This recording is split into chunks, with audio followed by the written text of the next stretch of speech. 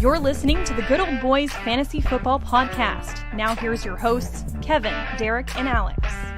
All right, and welcome in, ladies and gentlemen, to another episode of the Good Old Boys Fantasy Football Podcast. I am Derek, and joined, as always, by your co-hosts, Kevin and Alex. Gentlemen, how we doing? Doing all right, man. Doing all right. So, past week one of bye weeks, and I'm glad we're getting some players back because we sure lost a couple more here over the weekend. Holy smokes, did we ever? Right. Game of attrition. This is why we build depth. This is, all the things. But nevertheless, Jefferson most likely going on IR. James Conner has already been placed on IR. It is probable that Eckler comes back Monday night, but a tough matchup against the Cowboys. And we are assuming that Barkley finally makes his way back, but this has been, I want to play. Yeah, I'm ready. Yeah, I'm going to play. And then they get to it, and then Barkley doesn't play yet. So I'm kind of holding my breath there for Saquon owners, but holy smokes. There's bobbing and weaving in a position that's already kind of a struggle bus, right? So it's all good. Now, not that you have to worry about Pittsburgh running backs necessarily, because Najee's been less than stellar, and Warren has not lived up to the flex role hype that we thought he might potentially get to. Aaron Jones hadn't been playing, so he's on a bye week. Hopefully he comes back after the bye. A.J. Dillon finally looked semi-presentable against Las Vegas on Monday night, and then Packers still find a way to lose that game. So it's crazy, right? That's why we do what we do, and continue to hammer waiver wires and look at trade options and everything else. But week here, but it's all good. I'm ready for week 6 though. Keep it on rolling. Right. The waiver wire darling Devon Achane likely going to miss some time as well. Probably headed to IR. There was a lot. Time for Jeff Wilson to come back. Yeah, it's almost like it's the Dolphins script. Yeah. One of the three of them is always going to be injured now. Well, Mostert's dealing with something too. So, right? Yeah, the fumbles. The emergence of Savon Ahmed. There we go. Yeah. Right. Quick programming note, or quick note for everybody out there that is looking at waiver wires.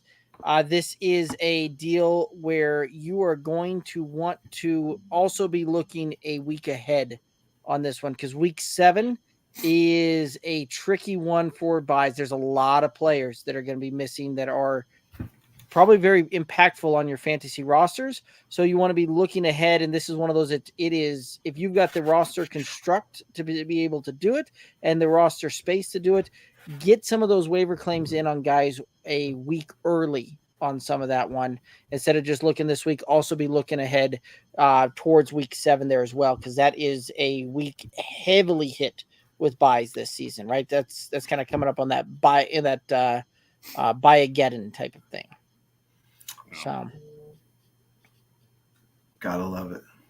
Gotta love it. Any other thoughts here? I'm going to share. Let's see what kind of trash. We're going to do this live. I just got some sort of trade offer, so we're going to go through it. We're going to review it all together. Alrighty.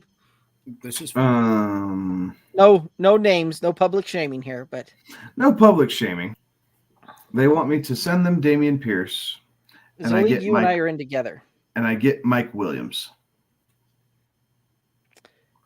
I think I know who sent you that trade. Not a snowball's chance in hell. I'm not a huge Mike Williams fan anyway, on top of the fact the guy can't stay healthy. So we are going to decline said offer. The funny thing is, I was just getting ready to read. I've gotten some real interesting ones this week. Like I got here's one I got today. Nope, that's not it. Sorry, guys. Bad radio. Here we go. Let's see here. This is what I got today. I receive Deshaun Watson, Gus Edwards, Justice Hill, Mac Jones, and James Cook for the small price of Anthony Richardson and a 2024 first-round pick. Somebody that's one of those what the hell? I can appreciate the attempt and the try, but that's somebody that spent way too much time on a trade calculator trying to figure out how to make this balance out in their trade calculator to make that a fair offer. You know what that sounds like on the to me trade is, calculator. can I catch him in a moment of weakness where I have all of this, pay attention to all of this, and look at what it's just Anthony Richardson in a first rounder, but look at all of this. Look at all of this that you could have for the low price. Yeah. Anyway, we'll, I declined that one too. Hold on. I have another interesting one. This will be the last one I share. Okay. And then we can move on. But these are some of the, God bless people for trying, but it's just. It reminds me as bad as some of the IBM Watson trade offers when ESPN first rolled that out. Yes. Yeah, that was funny. Here's one in an ESPN league.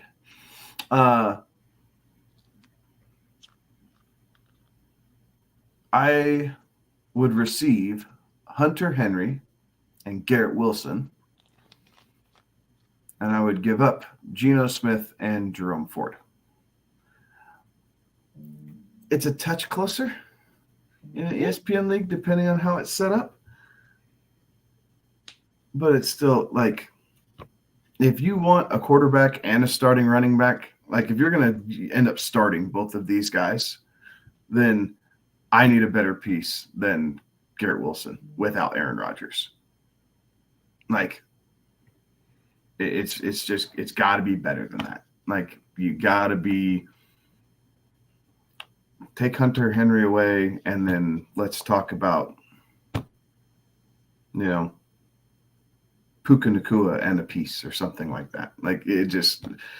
I don't know. Again, they're trying. But They missed the window on the sell high on Garrett Wilson there. We did have a question come in on the TikTok earlier today. The TikTok. Yep, I sent this one over to you guys in the chat, and we looked through it there, but told them we'd hit it up on the show tonight. So the trade was CJ Stroud, Alexander Mattison, and Chark for Saquon, Amari Cooper, and Sky Moore. Which side do you want?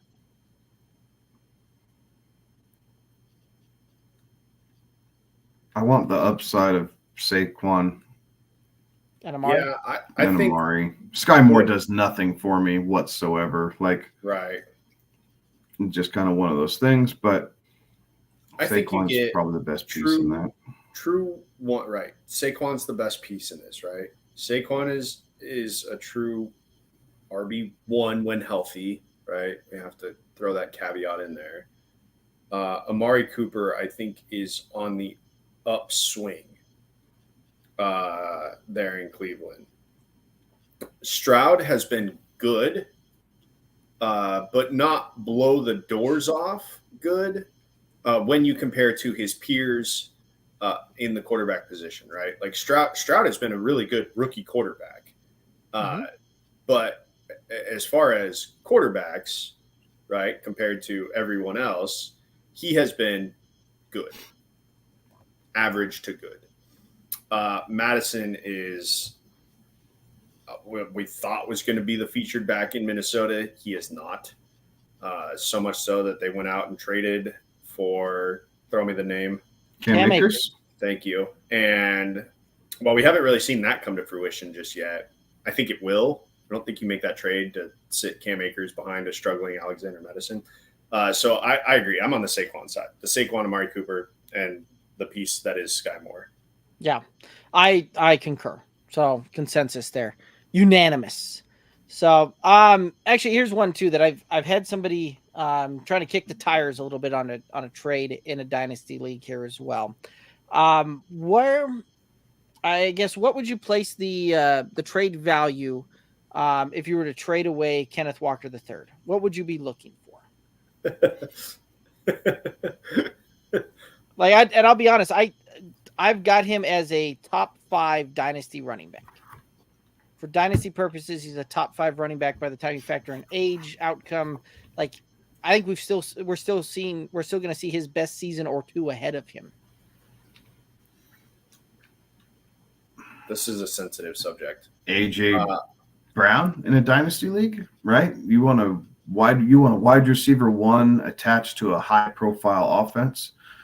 I think Chase and Jefferson's a bit too much, but then you kind of go that next tier down. So I think you're looking at AJ Brown, Keenan Allen, and a big secondary piece, honestly, because of the age of Keenan Allen, looking at it in a dynasty perspective. If you're looking at I'll give you the running back core. I'll give you the wide receiver core on that one. It's got Michael Pittman, Calvin Ridley, Robert Woods, Curtis Samuel, DJ Chark, Christian Watson, and Hunter Renfrow and Kadarius Toney, all as wide receivers for that, and the tight ends Mark Andrews, as far as kind of pass catchers go on that dynasty roster. Pittman and Andrews, right? And that might be a bit much, but again, the team cornerstone that has running backs are really hard to come by, right? As we've seen this year, and Kenneth Walker does have that ability. Yes, Zach Charbonnet's there. We've seen Walker get dinged, right? Not necessarily injured, but dinged up from, last year and through the offseason a little bit. So, I mean, that's what I'd be countering with. Like, look, if you want a cornerstone running back, then I want a number 2 wide receiver in Michael Pittman. But I've already got Pittman and Andrews on that roster. Like the wide receiver core. That's your roster? Yeah, it was the roster that has Kenneth Walker already on it. Oh. So that wide receiver room's fairly set on that one, right? Like, yeah, you can only start 2 and you got flexes and that's a roster running back wise has Josh Jacobs and Kenneth Walker on it. Yeah. I damn near just run that out. Just right. And that's kind of where I'm for at now until something that blows you away. Like, yeah. And it's just, unless you're guaranteed, unless you're dying at quarterback and you're guaranteed basically a top 3 2024 first round pick to have your choice of Williams, May, or the kid from Washington. Penix. Yeah, something like that. Like, unless you're, and again, landing spot matters too. Like, right. If the Giants, right? If the Giants draft one of those guys, they just signed Daniel Jones to a big contract. Are they really going to be able to move off of it? They've got they've got an absolutely horrendous trash line. Oh, and a trash wide receiver core. Right. Right. Like, is that something that doesn't feel good? The Jets offensive line is struggling. They know that Zach Wilson may not be the answer, but they want to bring a guy in for a year if Aaron Rodgers is, in fact, coming back. At least he has Garrett Wilson. I mean, I don't know. Like, there's so much mystery around draft picks. Like, I love people who get all giddy with those in dynasty leagues. Like they're sitting on gold mines. Sometimes they are. I mean, I flipped. I was kind of getting in rebuild mode. I didn't have very much depth on a roster. And I flipped Keenan Allen and DeAndre Swift for 2 firsts and a 4th. Like, could I have pushed for more? Possibly. Like, I'm not loving the return necessarily, but I have 0 depth and my roster is getting old. And, Keenan Allen, what does this look like here in another year or 2, right? Like, move off of him a year early as opposed to a year late with some of these older receivers in dynasty. So those are all hard decisions that it's really total roster construct and what you feel like you can get out of it. But I'm not going back to your question, Derek. I ain't giving Walker away for peanuts in a dynasty league. Like, it's got to be cornerstone for cornerstone in some regard, or at least 2 weekly starters. Like, they don't necessarily have to be top 5 starters, but I want 2 weekly starters. Right, and that's kind of where that was where I'm at on that one. Is really the only position to need is quarterback on that one. So it's a deal where you gotta bring in a quarterback that's going to be a starting quarterback season long, and a draft pick for that type of deal. And so it's always interesting how that one comes to play. But anyway, we may have milked that one there a little bit. Any other thoughts here? Any other trades that we want to hit up? I got a question. What are you doing with Zach Moss? You are trying to flip him to the Taylor owner and at least give him some sort of assurance. Okay, what See if he you wants are to bite off on it? What if you are both? What if you are the Zach Moss and the Taylor owner? I think for the next 2 weeks, they're both flex worthy. And then Right. you're going to see Moss fall off a little bit. Like, Taylor's got to knock some rust off. Right. So I made the mistake. The injury, everything else. I made the mistake of Taylor's back. I'm going to put Taylor in. I'm going to throw Moss on the bench last week. You have to. He wasn't limited in an practice. There was no designation. Mistake. You had to. Right. It was an absolute mistake because Zach Moss went ham. Right. And like you had to do that. And I think that, like, I'm at the point where I think I'm still playing Zach Moss this week over Jonathan Taylor. I'm certainly not going to play both of them. But I did what you're supposed to do and give yourself the handcuff. This is in a work league that I'm in. And I ended up losing because Zach Moss and his however many points that he had was sitting on my bench. Jonathan Taylor and the single-digit points that he put up did not contribute to the cause. Yeah. So I think that's probably something like 2 more weeks of build up is right? what I'm thinking. 2 more right? weeks, and I haven't seen what Richardson's status is. He's back and grade 3 AC right? joint, so most likely 3 weeks, possibly 5. So that means what? Gardner, right? We get some Minshew magic. Which he's performed well. Right. I mean, he's done exactly what a solid backup quarterback should, right? He comes in, he keeps the ship afloat, he understands the offense, he can make a play or two. Like, they're completely different quarterbacks, but that's okay. Like, Gardner Minshew's not going to vulture touchdowns in the red zone. So that's a plus for Moss or Taylor owners. It's also a plus for Pittman owners. Josh Downs, right? In dynasty leagues, if you're, deep, we're in so many deep dynasty leagues, right? Like, Josh Downs is relevant, which is great because we're coming up in the bye weeks and you need some of these second and third wide receivers to be semi-relevant. So you're not just getting hammered with, the injuries and the buys and everything else. So I think overall it's a good thing. Indianapolis isn't going to skip a beat. Yeah, absolutely. Just an unfortunate situation this last week. Yeah, right. Yeah, hey, I think most people made that mistake. I mean, Zach Moss. Right. You weren't first off, Zach Moss greatly outperformed what he was projected, right? And those projections were even tampered down because of the activation and return of Jonathan Taylor.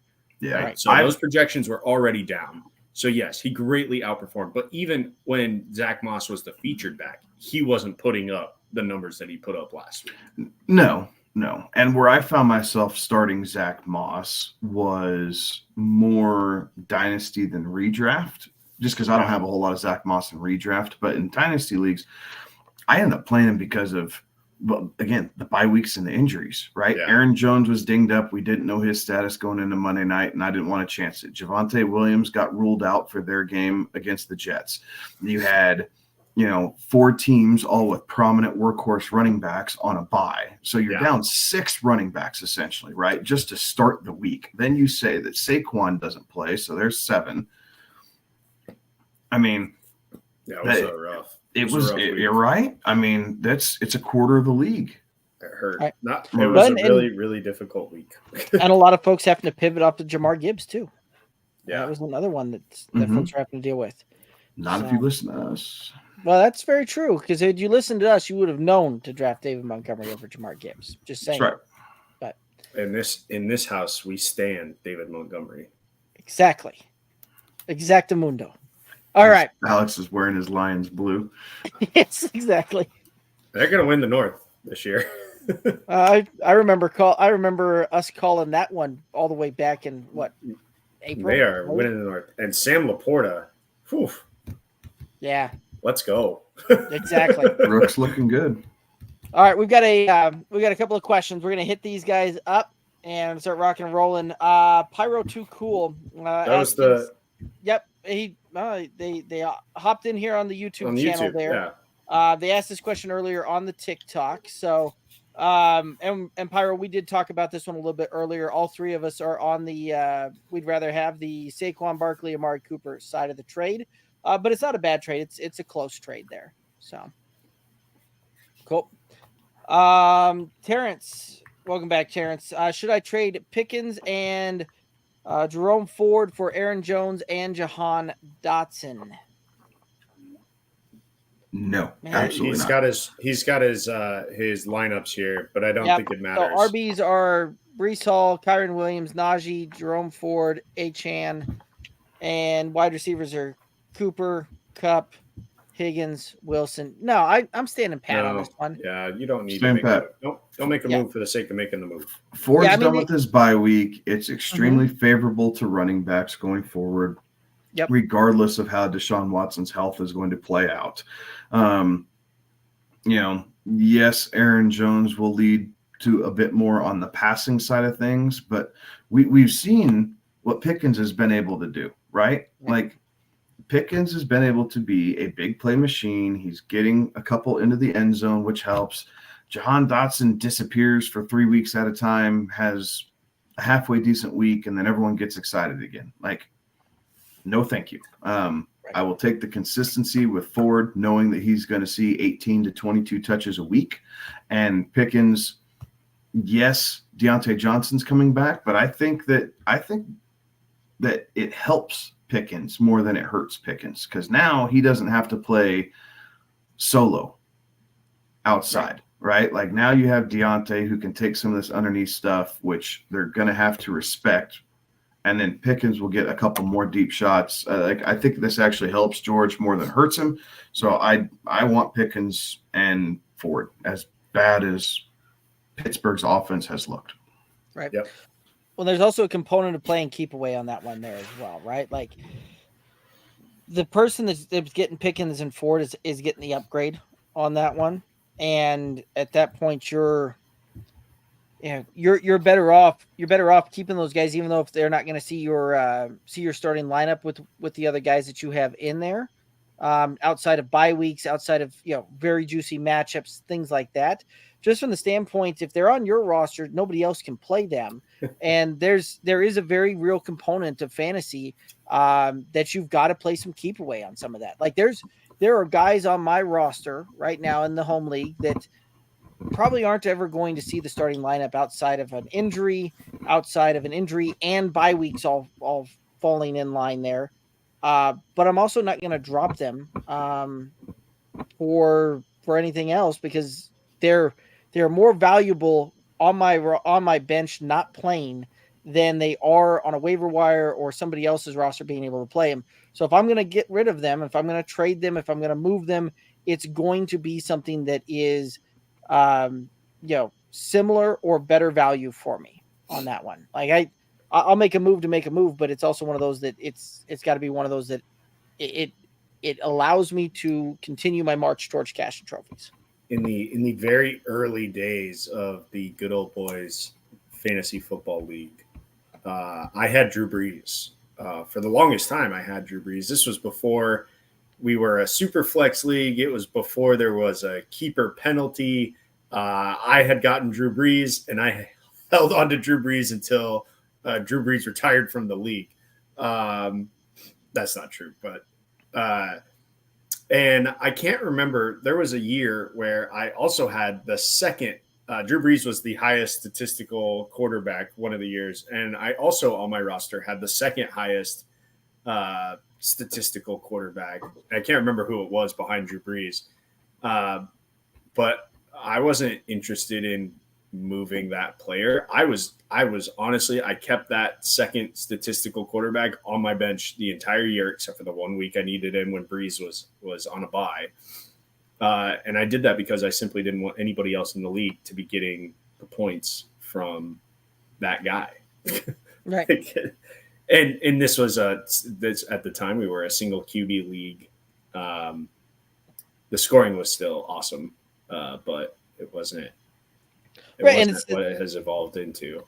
It's the same thing the last couple of years playing bully QB with the super flex in that move there, right? Like drafted 4 or 5 quarterbacks, not going to ever really play some of them, but sure enough, when guys are sitting there with only 2 quarterbacks and injury happens, and now you've got trade capital to really improve your lineup and improve your roster there, like there is a component of keep away that comes into play, and that's where you're at, Terrence. It's just playing keep away with those guys.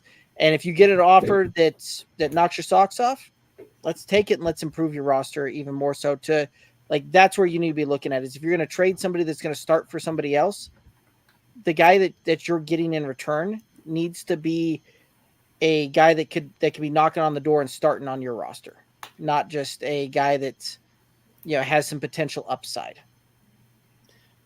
Josh asking, would you trade Justin Jefferson for Stroud if he really needs a quarterback and wins right now? It's a tough deal. Now, who's on your waiver wire? I say no and try and go find you a Gardner Minshew or somebody. Baker. Baker, that'd be a good one there. Yeah, so, Josh, let us know who's on your waiver wire. Like, right. I would not be, not for Stroud. Like, as good as he's played, I need better. Right. And it's Josh, I'm assuming that you're probably in a single QB league as well. If you're in a single QB league, there's guys that you should be able to pop in and just stream week to week to be able to get you by on that one. He's saying that hardly anyone is on it because it's a 16-man league. So, yeah, that can be tough. But hardly anybody means that there's still somebody out there. Shoot us over your roster. Just put it in the chat there, and let's play some roster doctor on this one here in a minute. Pyro Too Cool, is it worth keeping any Patriots players? I think Ramondre Stevenson is worth a roster spot. I think it's been a little frustrating here at the moment, but they've had a tough run of defenses too, right? Like the Jets, Cowboys, and Saints are not the easiest run defenses, and they've gotten behind early. And they really haven't been able to kind of cut loose here a little bit. The Patriots will find a way to at least keep from sinking, right? I don't know that you're going to see them rattle off 6, 7, 8 wins, but I do think that they can kind of right the ship a little bit and keep it from sinking. And part of it is they just need to find ways to get the ball into his hands. Like, they got to find ways to get him the ball in the passing game, right? That's where he was so effective last year. There were games, what was it, weeks like 7, 8, 9 or something like that, where all of a sudden he was seeing 7 targets, 8 targets, 8 targets, 9 targets, 7 targets. And it really, really helped his floor. But right now it is tough. They're not scoring touchdowns. They're not keeping on the field. Juju or Zeke? No, I wouldn't think so. In fact, if that's where you're at, then no. In fact, we've got a whole segment at the very end of the show called Cut Candidate or Trade Kicker. And I'm pretty sure that we can see Zeke and Juju make an appearance into that category there. Ajiji, sup, fellas? Do you guys think DeMarcado or Justice Hill are worth the number 1 waiver?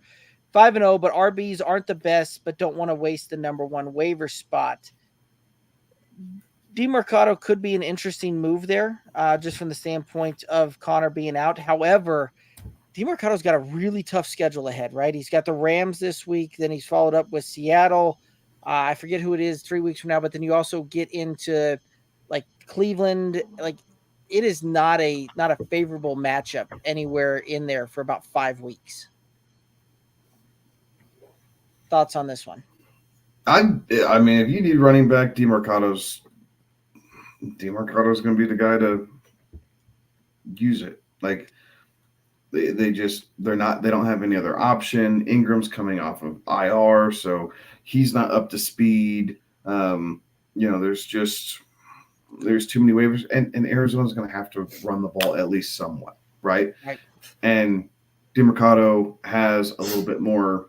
He has a little bit more shake to him than Ingram does. So I think he's your guy. And I would be willing to use the number one priority. Rams, Seahawks, Ravens, Browns. It is a tough run. I mean, there's no doubt about it. But yeah, the rest of the season for him is pretty tough run there. But the good news is that it's a week 14 bye. So we don't know exactly what this is going to pan out with James Conner, but this is one of those that this is a guy that you can get and you can plug into your roster to rock and roll with for several weeks, if nothing else, that you don't have to worry about some of the other buys that are going to come up there. So I think that I wouldn't worry about pulling the trigger on that one and losing number one waiver wire off that one. Any other thoughts on this one? No, if you want, and if you don't need the running back for now, right? Here's the thought. If you don't need the running back for now, yeah, you can hold on to it, or you can look at Tajay Spears, Roshan Johnson, some of these guys who later in the season, you might see some run. There's a possibility that Derrick Henry gets dealt this year, guys. Like, I was not my idea. I was listening to another show, but they had a really good point. If you're the Baltimore Ravens, right, and things just haven't quite clicked in your receiver room, right? Bateman does not look good. OBJ can't stay healthy. Their offense looks more like a backyard Thanksgiving Day football game at the moment than a functional offense. Like, wouldn't you want to sit down and go, okay, let's get back to basics. Let's pound the rock and feature Mark Andrews. Well, a 1-year rental running back in Derrick Henry to be able to pound the rock, right, and really let your offense lean on people is a way to do it. Yes, it will cut down on some of the RPO stuff, but then you don't need it. Then you can use bootleg, right? If you want Jackson on the move, then you use play action bootleg instead of the RPO. But I think it helps open up the passing game a little bit for everybody. But it's just one option. So, I mean, there's some other players out there. So if you don't need him, don't, because of the schedule, right? It's going to be tough. It's going to be a pain. But there's some leagues that I'm in where I'm hurting at running back. I lost Nick Chubb. I've had I had A-Chain and he went down. I have Aaron Jones and he's been hurt the last couple of weeks and now he's on bye. I picked Najee, right? There's a couple leagues any league I'm in, I have Najee Harrison. I'm going for DeMarcado because it can't be any worse than what we're getting out of Najee. Fair. So there's absolutely exceptions to every rule, but it's kind of how you feel comfortable gambling for the roster, knowing that this is probably a 3 or 4 week rental. Right. Okay. Josh got his roster in here, so let's go through that. Prescott had AR, Brian Robinson, Jaleel McLaughlin, Lazard, Josh Downs, Kittle, Keenan, and Ritter and Wilson are available on the waiver. Oh, I'm assuming that's Zach Wilson. Yeah. If it was Russell, I'd say go that route because Russ is performing really well for fantasy. Really well. But even Zach Wilson's been doing all right the last couple of weeks here. Yeah. Ritter finally had a showing, didn't he, Derek? Yep. It's amazing the amount of guys that have gone off in the home league for 70 points plus that have been on my bench every week. So, anyway, I think you're right with Dak.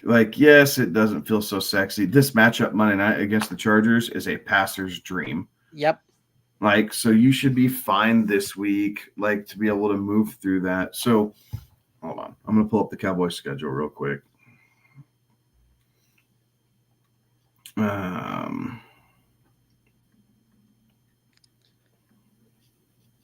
Here you go. The next matchup, they've got the Chargers. They're on Chargers and the bye. bye. So that's what the problem is, right? Right. It's figuring out week 7. So now that we know what that is, now we simply look and see Now we what see- Ritter's doing and what Zach Wilson's doing, and right? So Ritter has Tampa Bay week 7. Wilson's also on bye. So that's your answer. Like Yep. if you need a quarterback, it's Desmond Ritter for 1 week. And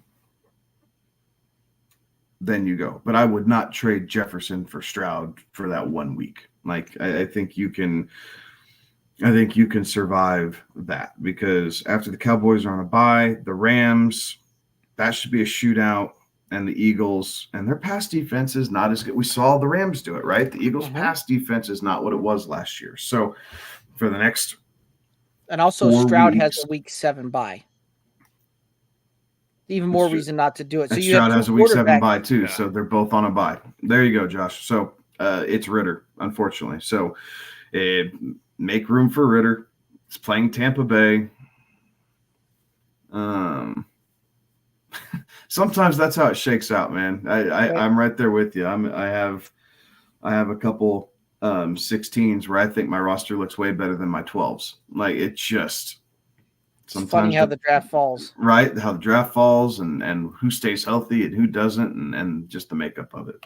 Well, and I don't remember who it was. It might have been on the Friday show or last week, but somebody put their like 16 person roster in here, and we literally sat there and just, how did you put that together with that deal? And they had been a trade galore type of thing. And anyway, so couple more questions here, and then we're gonna rock and roll through the next part of the show here. I'm just gonna let everybody know now, if you have questions about the waiver, put it in the chat. You can find the waiver videos. They're on the YouTube channel. They're on the TikTok and the Facebook and the Instagram. You can find our top 3 waiver positions for each one there. So we'll kind of skip through those guys unless folks have actual specific questions about that, and we'll hit those up in the chat. Terrence saying he's thinking about going with Lawrence over Stroud, Breece Hall, Kyron Williams over Jerome Ford, Cooper Kupp, and Amari Cooper, with flexing Wilson over Higgins and Dell, flexing Jerome Ford, and tight end Ferguson. Yeah, I don't have a problem with that roster construct at all. I'd probably roll Stroud over Lawrence. Just we have seen CJ Stroud put together a lot of really consistent weeks. This is, the Atlanta game there, a little bit of an off one, a little bit tougher matchup going up against New Orleans this week. But Lawrence has Indianapolis. It's kind of a push there, but I'm going Lawrence. Personally. So we're a split decision here so far, but I like Lawrence over Stroud. Yes, Hall, Kyron, and then Ford in your flex with Amari. If Higgins is healthy, yeah, I'd probably play Higgins over Garrett Wilson. Like, especially again, if the Zach Wilson effect, but right. If Joe Burrow started to look the same, if Higgins is there, then we don't see Jamar Chase get 19 targets, right? Some of that goes Higgins' way. And then Ferguson, I think, is just fine. He's been a very he has a very solid floor there in Dallas with 6-7 targets a game. Fair enough. And then he's Terrence saying, should he drop Ferguson, stream Logan Thomas? I think Logan Thomas is in for another big week this week. 20 plus targets the last couple of times out we've seen him. Like, Sam Howell looks for this guy, and Thomas gets a fair bit of work. I don't hate this because you'll have Thomas this week and next when Ferguson is on a bye, right? So if you really don't like it, when Ferguson is on a bye next week, you could probably turn around and pick him back up. Most people don't look at bye week players in their waiver wire. So if you're going to do that, this might actually be the best week to run Logan Thomas over Ferguson. But again, the Chargers are not very good in the secondary, and Ferguson is consistently seeing 5 or 6 targets a game. Thomas has a little bit better ADOT, but Sam Howell's looking him about the same pace. So you basically get an extra week out of Thomas because now you're not having to chase him and forced to pick him up with Ferguson on a bye. Right. And the matchups are fairly similar between the two. The Falcons give up points in bunches to two tight ends there as well. So, Ajiji saying, okay, thanks. But what about using the number 1 waiver on Logan Thomas and drop Hunter Henry? Never trust Logan to stay healthy all season.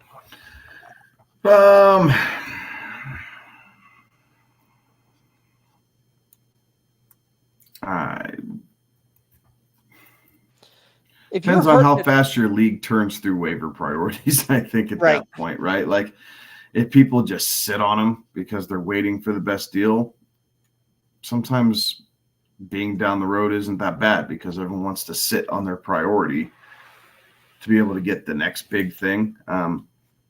Thomas is an absolute upgrade over Hunter Henry right now, right? We saw Hunter Henry start out great, kind of hit his peak, and then as the Patriots offense has been poo-pooed, Hunter Henry has been non-existent. So Logan Thomas has been extremely active the last 2 weeks. Well, the last 2 outings, yes. And then expect him to have another solid week this week. So if you need that upgrade at tight end, I'd go ahead and use it. Like, I don't think you're hurting anything. Or you can always gamble it, roll the dice, let waivers roll through, and then pick them up on the secondary waivers where it shouldn't affect your priority. Now, I know that this is probably one of the questions that Ajiji has as well, because he was also asking about the DeMarcado, using that number 1 priority on that one. So if you had to prioritize between Logan Thomas, DeMarcado, as far as the pickup, who would you spend that number 1 waiver priority on? Would it be DeMarcado or would it be Logan Thomas? If I lean DeMarcado, which, look, we're talking about weeks here, right? This isn't like you're going to get a spurt out of both because once James Conner comes back, DeMarcado's stock should fall. Logan Thomas, like, tight end scoring is so touchdown dependent, not every week are you going to have Logan Thomas find the end zone. I don't know that you're going to have him be consistent and that he's going to be healthy through the rest of the season, right? He has proven that he is health averse. So I would lean DeMarcado. I think it's the difference between offense and defense. If you're going to pick up DeMarcado to play defense, right, just so that way someone else can't have him in case the kid goes off, or if you know that you need Logan Thomas because he's going to plug right into your starting lineup because you need those extra, 5 to 10 points that you're probably not going to see from Hunter Henry. Like, I think that's kind of where the decision comes in for me. Like, am I playing defense or do I want to play offense with this priority? And it just kind of depends on your roster, where you have bye weeks coming up, and how you want to do it. I think you could do it either way, and it's not gonna hurt you either way. It just depends. Do you want to play keep away, or do you want to go out and attack and try and get some more points on the board, as opposed to keeping your opponents from being able to put some up? I like it. Alrighty, guys, I see all of these questions. We are going to come right back to this one. Let's go ahead and hit up the Pine and Shine recap from last week, and then we'll come back, hit some more questions before we get into Thursday night preview here. But we've got the old Pine and the Shine here for week 5 on the recap here. And we're going to head right over here to the week 5 Pine. And Alex, you summed it up pretty well. That some of our Pines we should have put ourselves on the Pine. It was a rough night. I want you to see the 2 of the 3 names that I have had their best week ever, right? Their best week ever. I said, do not play these dudes. And they finished. They had career weeks. Yeah, career weeks. Let me tell you, on Sunday night, when George Kittle found the end zone the first time, I was like, oh, that's too bad. Like, that sucks. And then he found the end zone the second time, and I was like, oh, no. And then when he found the end zone the third time, I was like, yeah, totally botched that one. That was great. I said he wasn't going to find the end zone once. Anyways, I said Tony Pollard, George Pickens, long touchdown, and then George Kittle had the hat trick on Sunday night. So I was wrong, in a word. Yeah, my pine was not. My pine was actually worse than yours by total points there.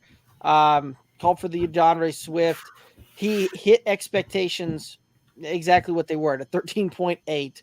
But I managed to get the points because of the him not finishing at or above the same projected rank there. Some other running backs did better. Calvin Ridley just straight up missed on that one. Sam Laporta missed on that one as well. Kevin, though, had a pretty good pine here. Yeah, not bad, right? So, Kyron Williams going up against Philly. That one fell flat. That was the big mover. A.J. Brown, the yardage got me, right? Like, it was basically right there. He was below, he's projected wide receiver 5, finishes wide receiver 13. A lot of that was because of monster weeks from some guys ahead of him. But nevertheless, it shook out. So technically that was a hit, for DFS purposes, I guess. But he did get you there, right? If you're looking at his projections, he did get you there. So kind of a wash. And same thing for Darren Waller. Like, there was actually a Darren Waller sighting. Like, they remembered who he was. So that one was -1. So that was very on the cusp of just being a pointless pick. But overall, they worked. And I'm going to say they worked just because I happen to do better than my two co-hosts this week. I'll take my win on Tony Pollard. I definitely nailed the hell out of that one. I'll take my win there. As bad as I was for the other two. There you go. Yeah, it saved you from it really did. It saved you from a week, right? Like, if Pollard's able to hit, poor Alex beat. Yeah. You might have actually on his chin, since he doesn't have any on his head.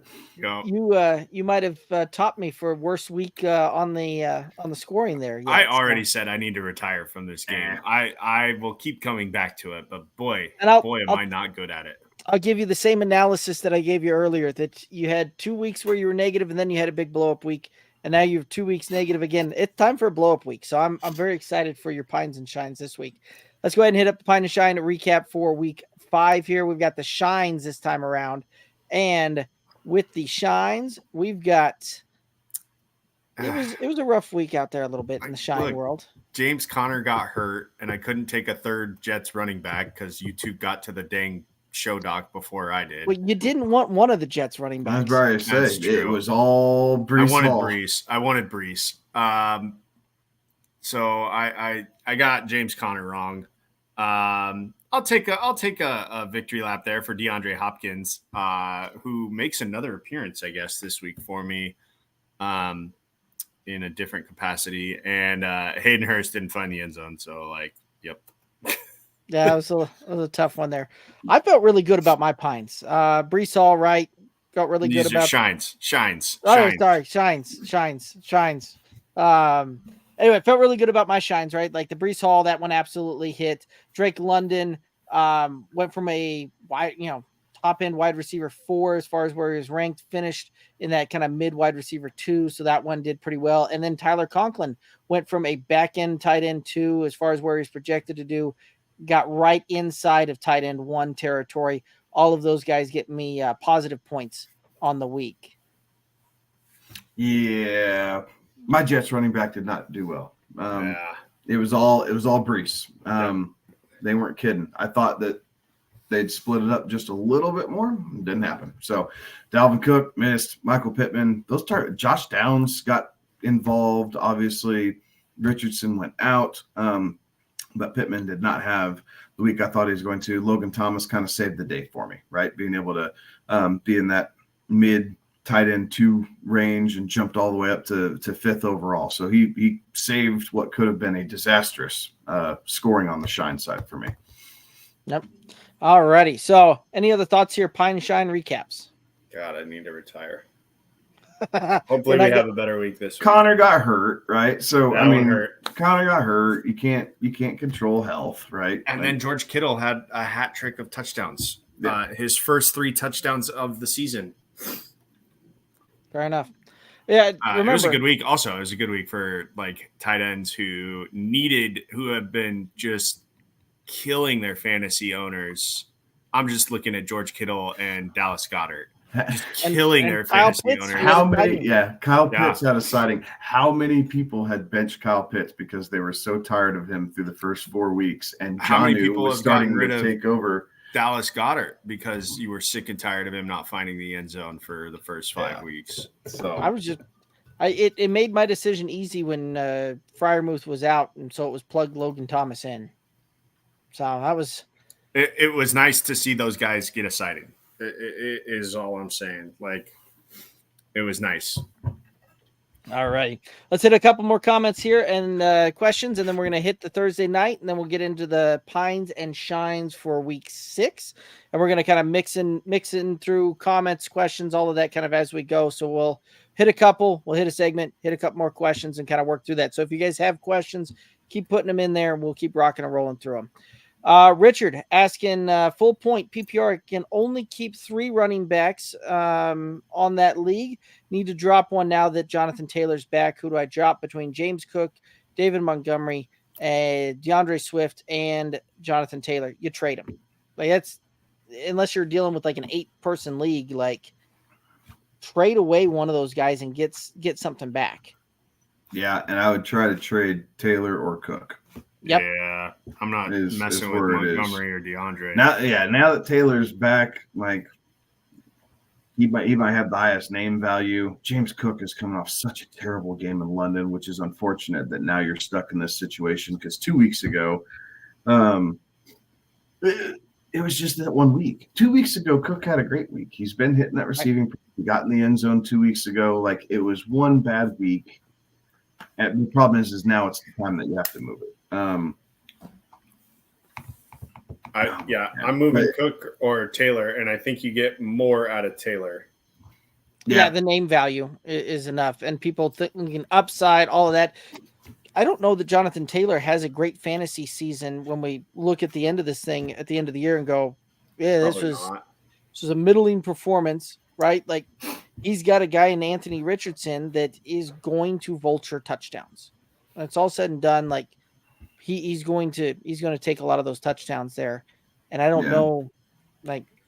And even still, I mean, Brandon Ayuk, another CeeDee Lamb. I mean, right? Devonta Smith. I mean, Jalen Waddle. Like, I mean, pick Devonta Smith right now. He had a very rough week. So if you can catch a Devonta Smith owner who is short-sighted, needing running back help, right? Because Taylor still has the upside, but sure does. I'm not. I don't know. I'm not loving it necessarily, but Montgomery and Swift have to stay on your roster. Like, those are the 2 guys that you absolutely have to. Taylor, you could probably get more in a trade. You know, yeah. I mean, do you need an upgrade at tight end? I mean, take a look at Taylor. Right, wrong, or different. It sounds crazy. Taylor for Sam Laporta, or right now TJ Hawkinson with Justin Jefferson going to be put on IR. Like, you could do that and then kind of set yourself up at tight end, and now you can capture those points. So it's just different ways of looking at it. And you might be able to pull off the name value even on a Travis Kelce on something like that too, right? As crazy as that sounds, Kelce coming off of an injury there, running a short week here, that kind of stuff, like you may be able to get the person that's really worried about that, and they move off of that for Jonathan Taylor. Interesting. That would be interesting. Yeah, because chances are going tight end, you're hurting at running back. Right. Yeah. So, that would make sense there. Roster, Pyro Tuco, roster, Lamar, Brees Hall, Saquon Barkley, Calvin Ridley, Amari Cooper, Evan Ingram, Tank Dell, Zeke, Young Hoku, and the Ravens defense. So this is the question about using the number 1 waiver wire, right? No, this was the Saquon, Amari Cooper, trade type of question Oh yeah. on that one. Yeah, and I'm keeping Saquon and Amari. Like, Yeah. The thing that we're trying to fix on this roster is that Zeke flex, right? Like, we're trying to find an upgrade for that flex spot. Right. So, but I think you're along the right lines, right? Saquon's coming back. Ridley just had a big game. Bree had a monster game. Amari's coming. Amari's coming off of a bye. Tank Evan Dell. Ingram's been solid all year. Yeah, Tank Dell didn't have a great week last week, but I think he's still going to be extremely relevant there for Houston. So, Tank Dell's also in the concussion protocol, so you got to keep an eye on that one as well. Yeah, Go ahead. So, He's got one more here about his Russian roulette kicker, right? Right. Yeah, here you go. Okay. Also have the Lions defense: Derek Carr, Joshua Kelly, George Pickens, and Juju on my bench. I'm sliding probably Zeke out and Tank Dell in, and I'm looking on the waivers. No, it's two flex. Yeah, right? It's two flex. Two flex. I'm dropping. So Tank is in. Yeah. Zeke is So in. this is why.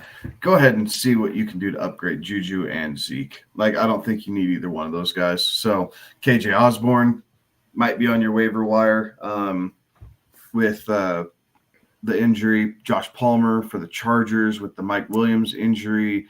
Brandon Cooks might be out there too. Brandon Cooks might be just because of frustrated people with how the Cowboys have been playing. I think that there's probably a couple options on the waiver wire that you could upgrade from Juju and Zeke and get into a team that has a little bit more cachet. Yeah. Right. Alrighty. There we go. Ricky, should I stash Jackson Smith Njigba, Downs, or Rashee Rice as a late season breakout? I mean, if you got Downs. the space. Yeah. I'd go Downs, Rashee Rice, and then JSN. As crazy as that sounds from how we drafted these guys, JSN just really, I mean, even Mike Bobo seems to be on the field more every time I watch a Seahawks game than JSN. Like, for whatever reason, Geno's just not looking his way. And as long as Lockett and DK are both healthy, they'd want to run the ball first in Seattle. Noah Fant's getting more passing work than JSN. So I'd go Downs first, Rashee Rice, because right, wrong, the kid keeps showing up, right? He continues to get 30, 45 yards a game, a touchdown every other game here at the moment. And it's a piece of Kansas City. So, again, if you see an injury to Kadarius Toney, which is only a matter of time before that happens, if MVS sprains something, I mean, not that he's seeing a whole lot, but Injury to Kadarius Toney, right? Whatever. But I'm just, I mean, you know what I mean, though. Call that a healthy scratch because he's got a case of the drops. So, Downs, Rice, and then JSN. I like it. I'm right there with you. Terry saying that back to the Richard on that James Cook deal that he traded James Cook for Brian Robinson last week. Saw the end was there. I would have held on to James Cook. Brian Robinson, for everybody out there that's on the Brian Robinson train, really look at his weekly finishes out there. Outside of the Broncos game on that one, he's giving you a ho-hum type of weeks out there. Maybe I'm reading it different than you, but I think that's what he's saying is that he traded. No, he got rid of Cook. He got rid of Cook for Brian Robinson. Yeah, we were talking about it on Friday with him. Yeah, I mean, Brian Robinson gives you RB2 week 1, RB2 week. Terry's hated Cook from the get-go, though. Yes, he has. He has been considered. I'm surprised he even has him on his damn roster because Terry's hated Cook from the get-go. Yes, absolutely. Terry also asking who's the better ad between Quentin Johnston or Josh Palmer. I'd rather take the shot on Quentin Johnston at this point. I want to see it first. I mean, Josh Palmer, the idea of Josh Palmer always seems to play out a little bit better than the statistical output every that you get time, there. right? Every damn time. But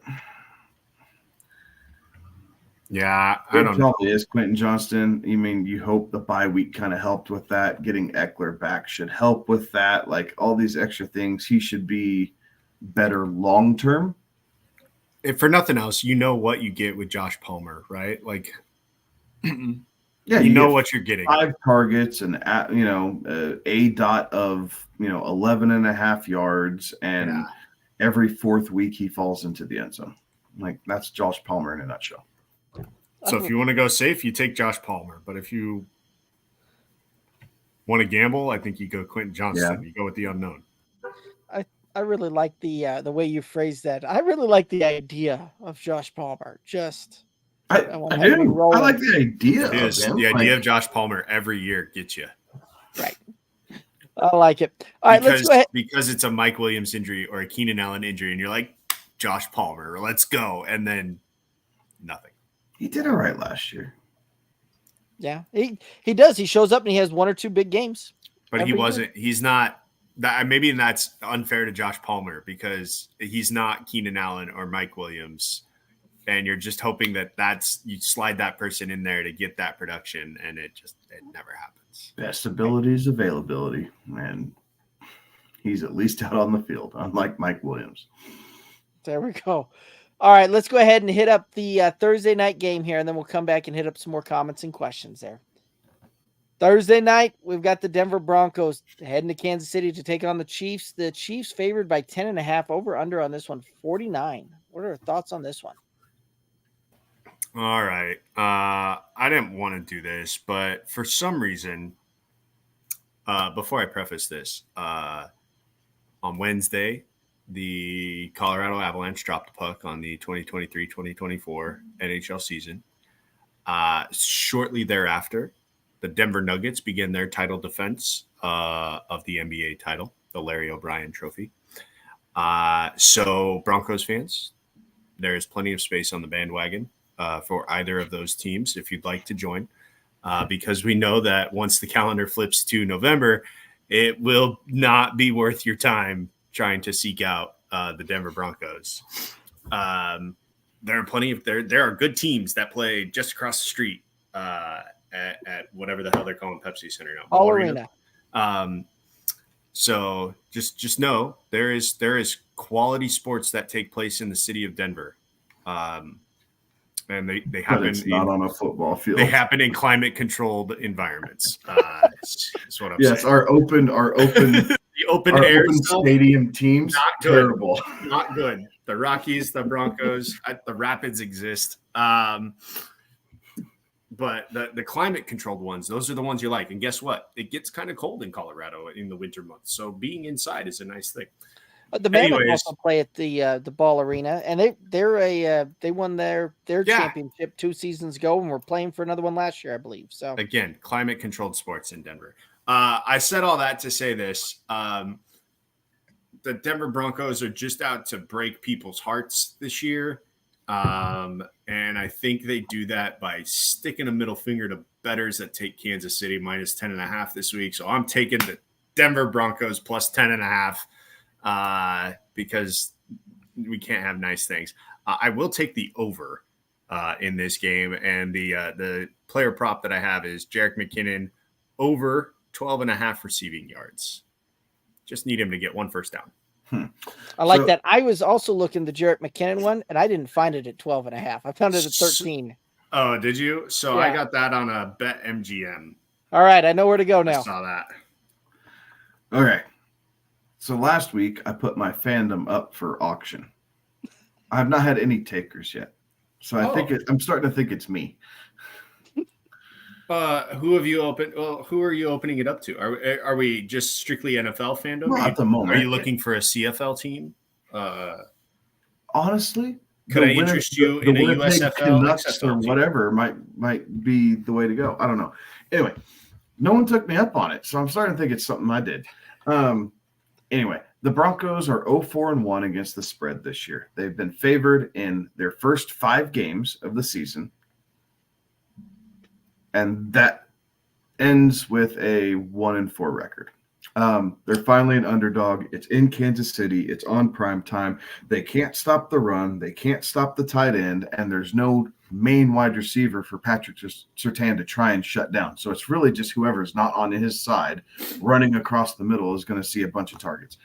Kansas City, give me the 10.5. I'm taking the over. This is going to get ugly. This game is not going to be pretty. Yeah, as much as I look at a lot of these things too and go, oh my gosh, the 10 is a big number, right? And that was the thing kind of last year when we were going through all of that Kansas City seemingly had a hard time winning games by double digits. They always seem to manage to get it right around a touchdown type of cover on that one. And as much as I want to be like, yeah, I have a hard time taking that type of thing. And Denver played Kansas City very tight, very well the both times that they saw them last year. That's when our defense didn't have its head up its ass. Well, yes, that was where my next point was going to go. I just can't believe that the Broncos are going to manage to keep Kansas City under 30 points when this thing's all said and done. So I'm going to take the over, and I think that Kansas City covers this thing, and it's not going to surprise me if we look up and see another 40-60 Thursday night game 2 weeks in a row here. As far as the prop goes, I also had the McKinnon prop on that one, so I'm going to ride that one with you there, Alex. I'm taking Marvin Mims over 18.5. He's going to get a couple deep shots. He got shook a little bit last week between muffing the punt, dropping a pass. Mims did not have a great week against the Jets. Kansas City's a little bit more favorable against wide receivers, and I think Russ will find a way to get a deep shot to Mims that he'll track down for 25 or 30 yards. So I think it's a chunk play that Mims can catch in one shot. That's all you need. One play, right? Just one play with those. I always like the ones that you'd call the one play type of shots on that because they tend to hit. I've noticed. So I like that one. I like that one a lot. Alrighty. Any other thoughts here on this game? I'm not looking forward to it. I'm not looking forward to it. Yeah. I mean, it could go one of two ways. It could be a close game, which I guess I'm hoping for, in that I would be correct in the Broncos covering. I won't say my Broncos. Just lose the damn game and get one step covering, closer not to my Drake. Broncos covering. That's all. Just lose the damn game. But it could very easily be another repeat of. It could very easily be a repeat of what we saw Sunday night with the Cowboys and the Niners, and that was an unraveling. Travis Kelce trifecta coming right up. Right. Even with an ankle sprain, apparently. Dude, he could walk out. No, they still can't guard him. He could walk 5 yards, turn around, catch the ball, sit on his butt, and the Broncos still wouldn't touch him. Right? It's end up we'd see Broncos players laying on the field trying to tackle him, and he just walking down the field. So the freaking HA meme. Yes, exactly. All right. Well, let's move off the Broncos and move on to the next set of questions here. Terrence asked the question: would you drop Najee with guys like Roschon Johnson, Spears, Foreman, DeMarcado, Zach Moss, Gus Edwards, Murray, Charbonnet, Justice Hill on the waivers, have fourth waiver pick?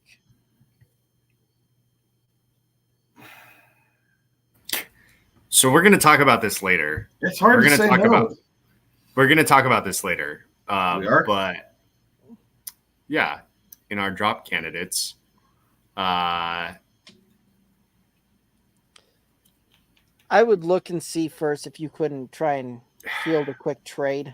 Like Najee still got some name power, so see if you can catch somebody that hasn't really been paying attention. And and the thing about it, you're gonna have to fleece somebody, right? Because you're trying to pull the wool over their eyes. But B, like this one hurts because of where you took him, right? Like this is the worst ROI. That's a month ago that you could possibly, right? But that's why I think there's a lot of people that are wrestling with this thought right now, because it's hard to deal with what he's given you. I I think of the guys that are available right now, I'm not sure that I'm gung ho on making that move. I would rather, if you're done with Najee, I would rather try to trade him and try and get something than looking at some of these. Just a lot of these are flash in the pan guys, whereas I still think Najee, he's still the running back in Pittsburgh. So Terrence, I'm going to tell you to rip the damn Band-Aid off, pick up Roshan or Tajay Spears, and just be done with it. At least you will understand what you're getting, and you won't have the expectations to be let down. Spears is doing a great job of capitalizing on his touches. Again, I think there's a decent chance that Henry does get moved by Tennessee, right? If Baltimore beats Tennessee in London this week, there's a good chance that they say, "Oh, hey, just hop on the plane with us and come back. You don't have to worry about going back with them." So, then Spears becomes the guy. We saw the injury to Khalil Herbert. Roshan's going to be next man up. yeah, the Roshan and Foreman deal could be very interesting there, right? Roshan's in concussion protocol. He has to clear that one. If he doesn't clear, this is one of those that I think we could be in for an interesting thing, right? Because I think if he clears, he plays. I think he becomes kind of the 3-down back for Chicago, and I think Khalil Herbert actually will have a hard time prying that role back on that one. However, if he doesn't clear concussion protocol, I could see a world in which Donta Foreman comes in, is first down, second down back this week, and Roshan, when he clears concussion protocol, comes back in as the role that he had right there with Khalil Herbert, and they run that as is. But Roshan Johnson is a guy with potential upside there, but I do like that Spears call even more so. So, any other thoughts on this one? Let him be someone else's headache, Terrence. It's okay. Yeah, it's an interesting move there because you can always drop him and just create a landmine for somebody else's team because you know that he's not going to stay on the waivers long, and if somebody's got him on the roster, they're going to be plugging him in there. So. There is some defense that you can play that way too with when you create a landmine for somebody else's team that they feel like they have to start and they're not getting best value. Terry, full point PPR, Madison or Shy or London versus Washington. I'm going to say Madison. With Jefferson being out, I do think that Minnesota is going to have to kind of change their philosophy here a little bit. And yes, some of those targets Jefferson was getting are going to get spread out, but I do think it leads to a couple more opportunities for Madison and Cam Akers both. Chicago has not been very good defensively. They did a decent job of shutting down Brian Robinson Thursday night. So, credit where credit is due. But I think the way Minnesota kind of does that, they pass to set up the run. Washington does the inverse, right? They run to set up the pass. So I think that any initial flurry from Chicago, I think Minnesota will be right there with, but ultimately it leads to some more opportunities for Madison.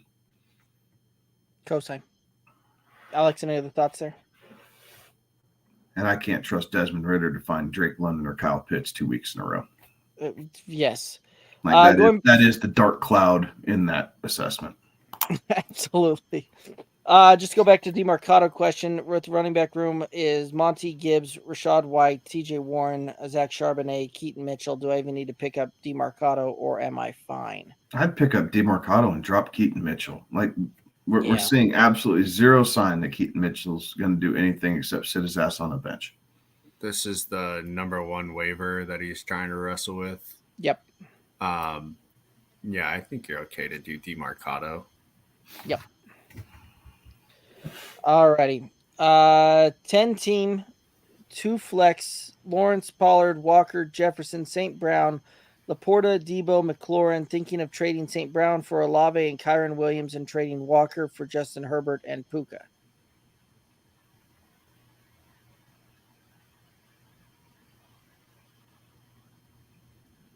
I can see the move. It's a lot to unpack. That is. The question so damn bad the last 2 weeks Yes. with Carr's shoulder. Now, Puka kind of makes up for some of that, right? So then you're running, and you have Jefferson when he gets back. So you'd be running Jefferson, Puka, and Olave, right? And then on the running back side, I don't know that I do the St. Brown for Olave and Kyron Justin deal. Herbert. I do it. Screw it. I'm doing it. I like it. Yeah, I think it adds a lot of depth Mhm. to this roster, and it's not that you're really taking steps down on that, because you're kind of spreading that out across that, where you're not necessarily as top heavy. I like it. Kyron's the only show in LA. Right. He's not going to worry about splitting time, so he's going to see his 18 touches a game.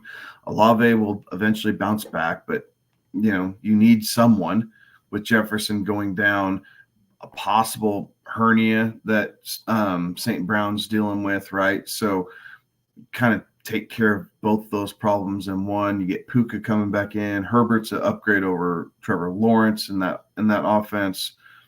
I like it. I think it makes sense. Alrighty, let's hit up the pines and the shines for week 6, and then we'll come back into some more questions here. So we got the pines week 6, and the pines, of course, are guys that we think are going to underperform their projections, and guys that you maybe need to head to your pine. Alex, why don't you start us off with the running backs?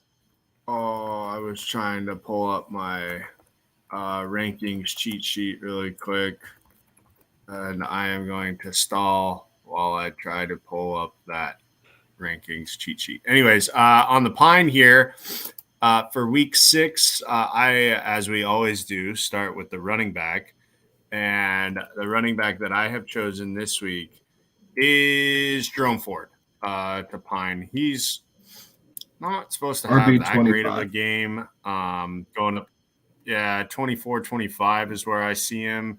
So, yes, he's an RB2 candidate, but he's going up against San Francisco. They are stupid good against the run. So, as we saw them shut down Tony Pollard last week on Sunday Night Football. While not a hero call by any means, I'm putting down Jerome Ford for the pine running back. You want me to keep going? No. I'm going to have a big one this week. I'm going to say Christian McCaffrey. RB1 coming off not the best game, but just a high intensity Sunday night game where they're really trying to set the tone. Now they're traveling, heading out to Cleveland. Cleveland's defense has been very good as well. So another physical matchup there for San Francisco. And I think that the way that Cleveland is built, they will be able to keep Christian McCaffrey in check much the same way the Cowboys did, right? It might be 50 yards and a touchdown, but that does not get to the 18.3 points that he is projected. So I think while CMC does finish inside the top 10, he's not going to finish number 1. Fair enough. I'm going to take Breece Hall, a guy that I just took as my shine for last week. I'm going to take him as a pine this week. He's right now ranked RB15 coming into the week, projected to do about 13.6 points. Going up against the Eagles, incredibly tough matchup here. They allow the third fewest fantasy points to opposing running backs, and points come at a premium if you're a running back playing the Eagles. So I'm looking for Breece Hall to miss those projections. Let's head on over to the wide receivers. So I have a name down. I don't like it because he's not projected to be so good. So I'm going to change it here. Full disclosure, I had DeAndre Hopkins. He's projected to be wide receiver 31 this week. So again, that wouldn't be a very fun hero call. So I'm going to change it, and I'm going to go for no reason other than It's been a struggle the last couple of weeks. I'm going to go with Chris Olave.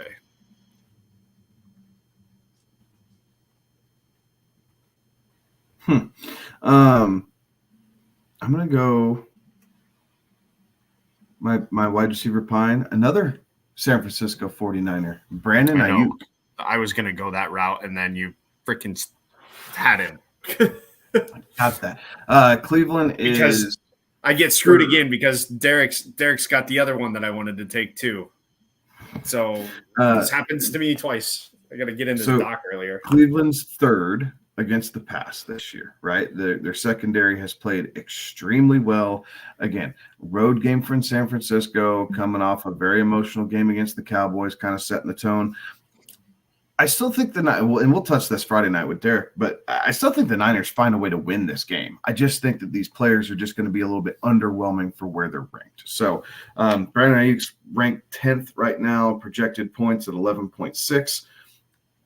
Again, I just think it's going to be a little bit less than that. It's going to take a total team effort here, and I think some of the clear-cut studs might stub their toe just a little bit here going onto the road. Fair enough. I'm feeling kind of picked on with my, our home or the home league here with my wide receiver core having both been called out as pines by you two. So I see how this is. However, I'm going to take the other San Francisco 49er that's of note here, right? Kevin just took two of them. I'm going to take another one here in Deebo Samuel. He's right now the wide receiver 18, projected to do 11.5 points. And Kevin just laid out a very good reason as to why Brandon Ayuk's going to miss it. I think we see a lot of the same kind of thing here going on with Deebo Samuel, so I'm not going to kind of reiterate those same points there. But Deebo Samuel, my pine of the week at wide receiver. Heading on over to tight end. All right, I'm going to go while he had a good week last week. I think it doesn't replicate. I'm taking Darren Waller here. Projected tight end 7-8 points. Basically what I'm saying here is I don't think Darren Waller finds the end zone. Fair enough. I'm going to say bench Kyle Pitts. He's my pine tight end of the week. I don't think Desmond Ridder can find him 2 weeks in a row. Washington is in the top 5 defensively against tight ends so far this season. So, yes, Cole Kmet lit them up. I understand that, but I do think Washington kind of atones for some of those sins, and they shut down Kyle Pitts. Fair enough. This is my pine is going to be Evan Ingram, and he's had a couple of good weeks, right? He's seemingly the one guy that Trevor Lawrence seemingly finds for 8 targets a game. And I think that he's still probably targeted very well. However, Indianapolis, where they give up points, tends to be outside of the tight end position. Indianapolis gives up the 6th most fantasy points to opposing teams out there. However, at tight end, they're 18th in total points allowed there. So they're actually a little bit of a negative matchup there for opposing tight ends, and the tight end points come at a slight premium. So I think other pass catchers get involved here against the Colts, and Evan Ingram is gonna miss his projection of tight end 5 and 8.2 points on the week. All righty. That's going to take it. That. For what it's worth, I like that call. I was looking at Evan Ingram. I didn't look at anybody else's stuff, and I was looking at Evan Ingram. And when I went to go type it down, I was like, okay, let's check to see if anybody else has it. And you did. No, fair I like enough. that call. All righty. Let's go ahead and hit up the shines for week 6. And these are guys, the shine, of course, are guys that we think are going to overperform and outproduce their projections here. Alex, why don't you kick us off with the running backs? Did I do this wrong? I think I did. Anyways, well, screw it. Let's go with it. Going to be hard for him to outperform RB7, but Kenneth Walker coming off the bye. I think I did this wrong. Who are the Seahawks playing this week? Cincinnati. The Bengals, who, if I am correct, have like a super good rushing defense. Oh, no, they don't. They're terrible. Okay, yeah. So Kenneth Walker, let's go. It's not going to get me a ton of points, but hopefully I'm going to take his counterpart. I'm saying Zach Charbonnet has a good game. I think this is the week he finally falls into the end zone. I think that he's able to. And again, Walker will probably still dominate a lot of this. I'm just saying, for being ranked at 39th with projected total of 5.4, I think you could see, 8 to 10 points out of Zach Charbonnet in this game. Fair enough. Yeah. Seattle's run defense is bad. Yes.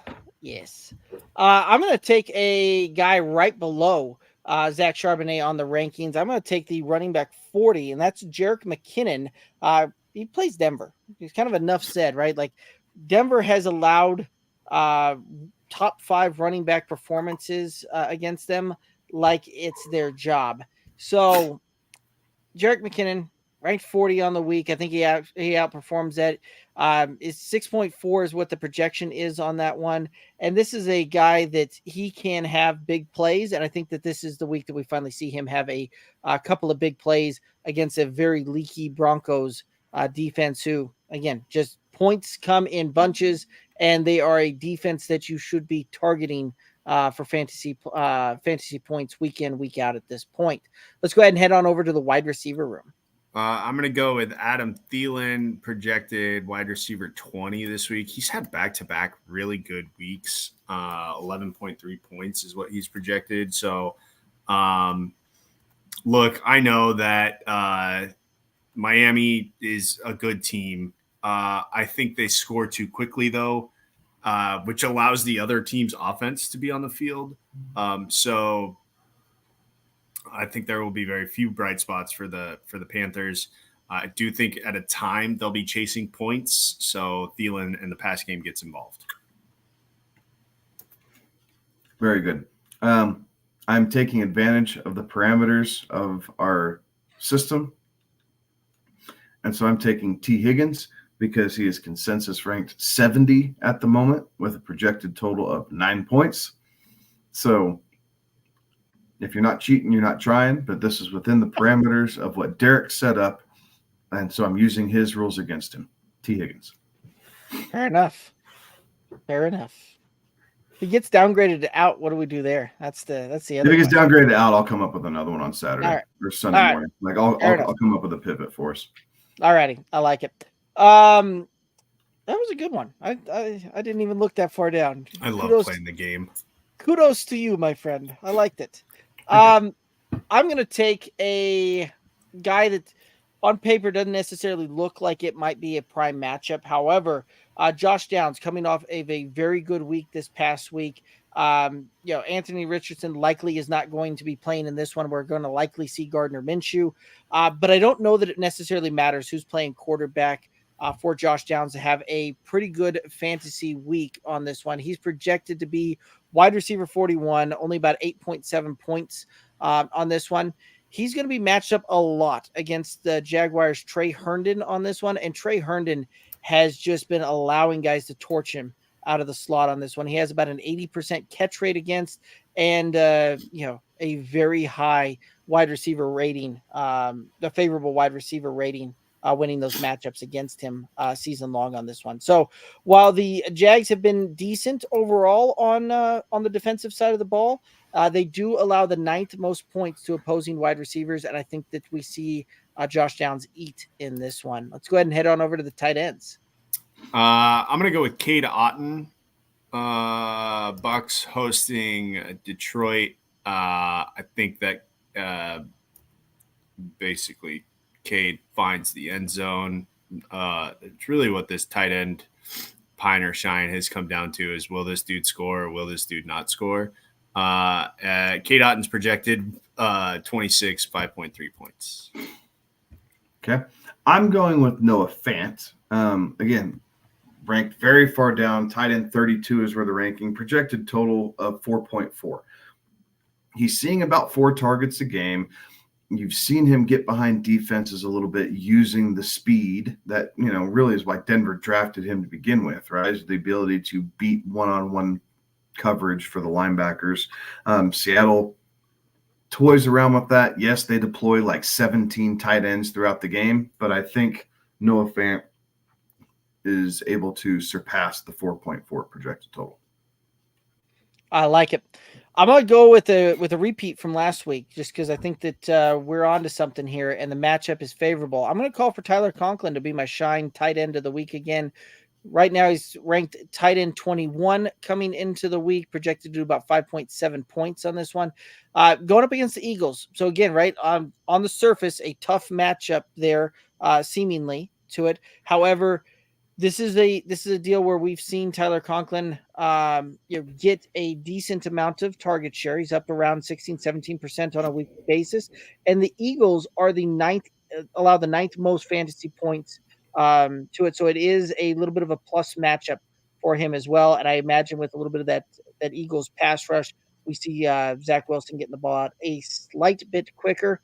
And I do think that run game gets bottled up just a touch there. So I do think that we see Tyler Conklin outperform his projections. Any other thoughts on the Pines and the Shines?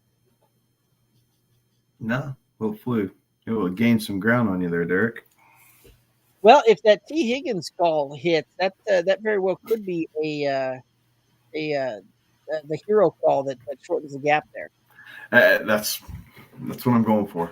That's what I'm going for. I need a big one, right? If he finishes at wide receiver 12, it's a lot like that. It's a lot like his Derrick Henry call where it was like, running back 4 and finished at RB 64. Like that's a lot of points coming your way. Yeah. So yeah, we'll I'm rooting for you. Let's go. Let's get Make it interesting, right? Absolutely. Alrighty, let's hit up some more questions here, and then we'll get in. Speaking of, yes. Sorry, I'm in a 10-man league with some buddies at work and some of the customers that I work with. One of the guys in that league got mad when T. Higgins broke his rib and dropped him.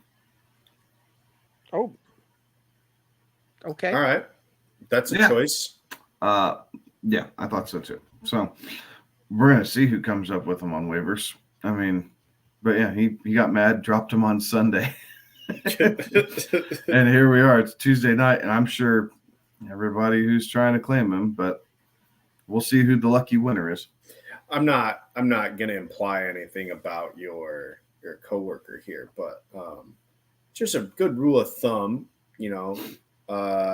if you happen to be out enjoying yourself, fantasy football roster decisions are best made with the clear hearts or with clear minds and full hearts. The kicker is he had Jefferson. Oh gosh.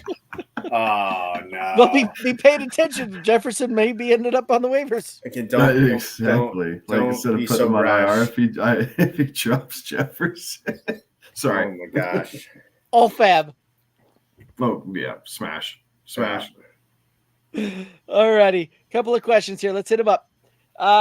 Super C and B challengers. Just got offered Bijan, Aaron Jones, and DK for CD, Diggs, and Drake London. Full point PPR. What do y'all think? What does that leave you with at wide receiver? Yeah, that's my question. Yeah.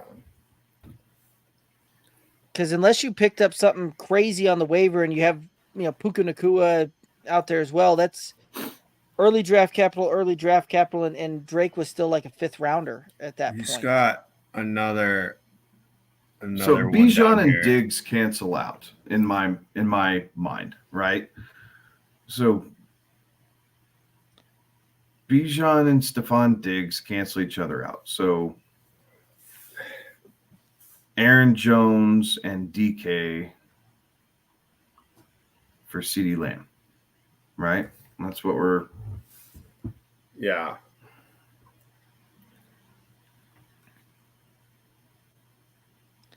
I mean, I don't hate having Bijan on my roster, but I want to make damn sure like DK's you got to think of him as a wide receiver too.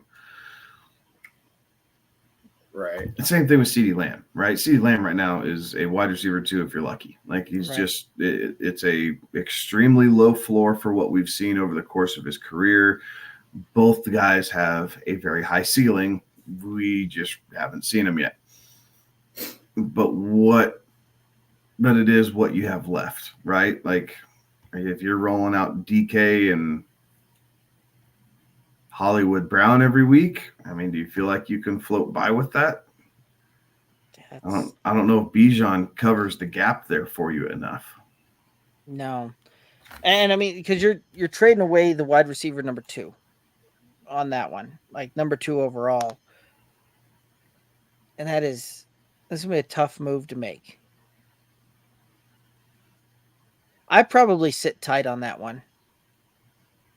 You don't know what Aaron Jones is gonna really kind of be rest of the season on that one. I think I still want the CD Diggs side. Any other thoughts on this one? No, I really want to know what else he has for wide receiver. Yeah. He threw it down here.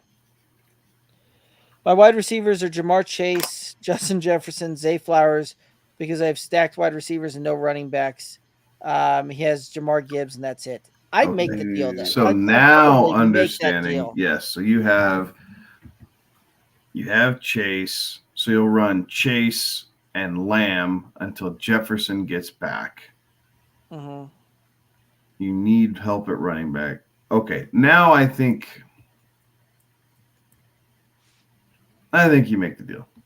You did a good job at wide receiver. This is why I wanted to see it, because This is going to be a dynasty type of league. Would be my feeling guess. much better about that. Yeah.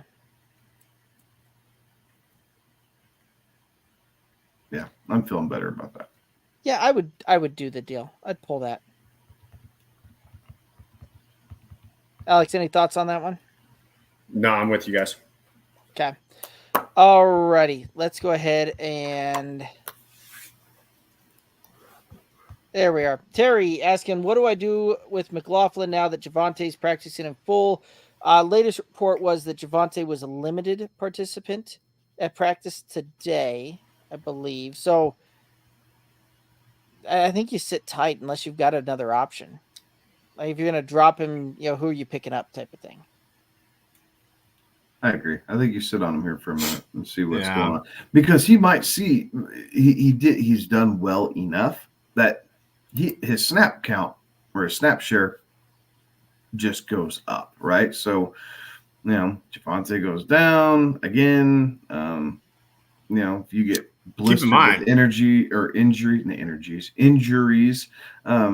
it's a nice piece to have just because he's shown the ability to get in the end zone, which sometimes that's half the battle. So I do think that he's worth the stash, even with Javante practicing. And Javante is not Sean Payton's dude. So, you never know. He's the other Payton's dude. Yeah. He's George Payton's dude. Yeah. I hope they trade him. I hope they trade everybody. I want this roster to be Surtain, Simmons, Javante, Garrett Bowles, trade them all and just acquire draft picks so that way you can get Drake May.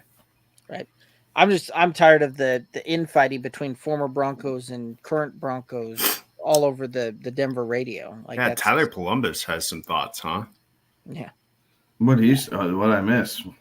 Well, just everything. And then on top of that, he's got CU thoughts too. So never mind. Barf. Yeah.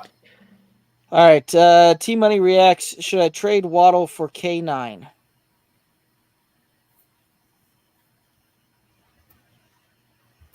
Anybody else curious as to who K9 is? I'm trying to put it together. I would say if T Money, if you're still in the chat here, let's hit us up with who you mean for K9. I'm not tracking that one. Kenneth Walker? No, because he's number 3. Yeah. All right. Well, while we wait for that one to come in, let's go ahead and move. I think it's Kyron. Oh, yeah, there could be. I'm looking up to see what the he's saying K9 is Walker, is what Terry's telling me. Is Kenneth Walker? All right, so the trade is Waddle for Kenneth Walker. I take Kenneth Walker.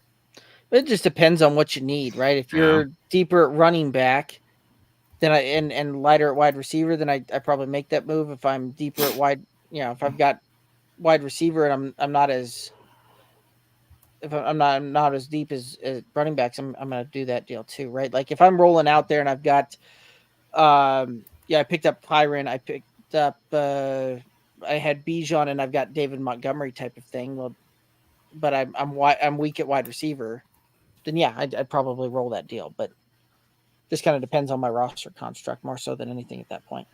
I want Walker. Fair enough.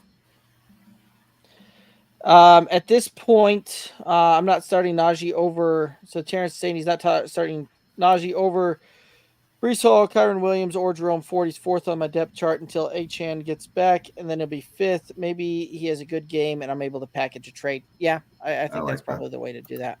Yeah. Jacob, would you trade Atwell, Burks, and Everett for Jacobs if you're doing Josh Jacobs?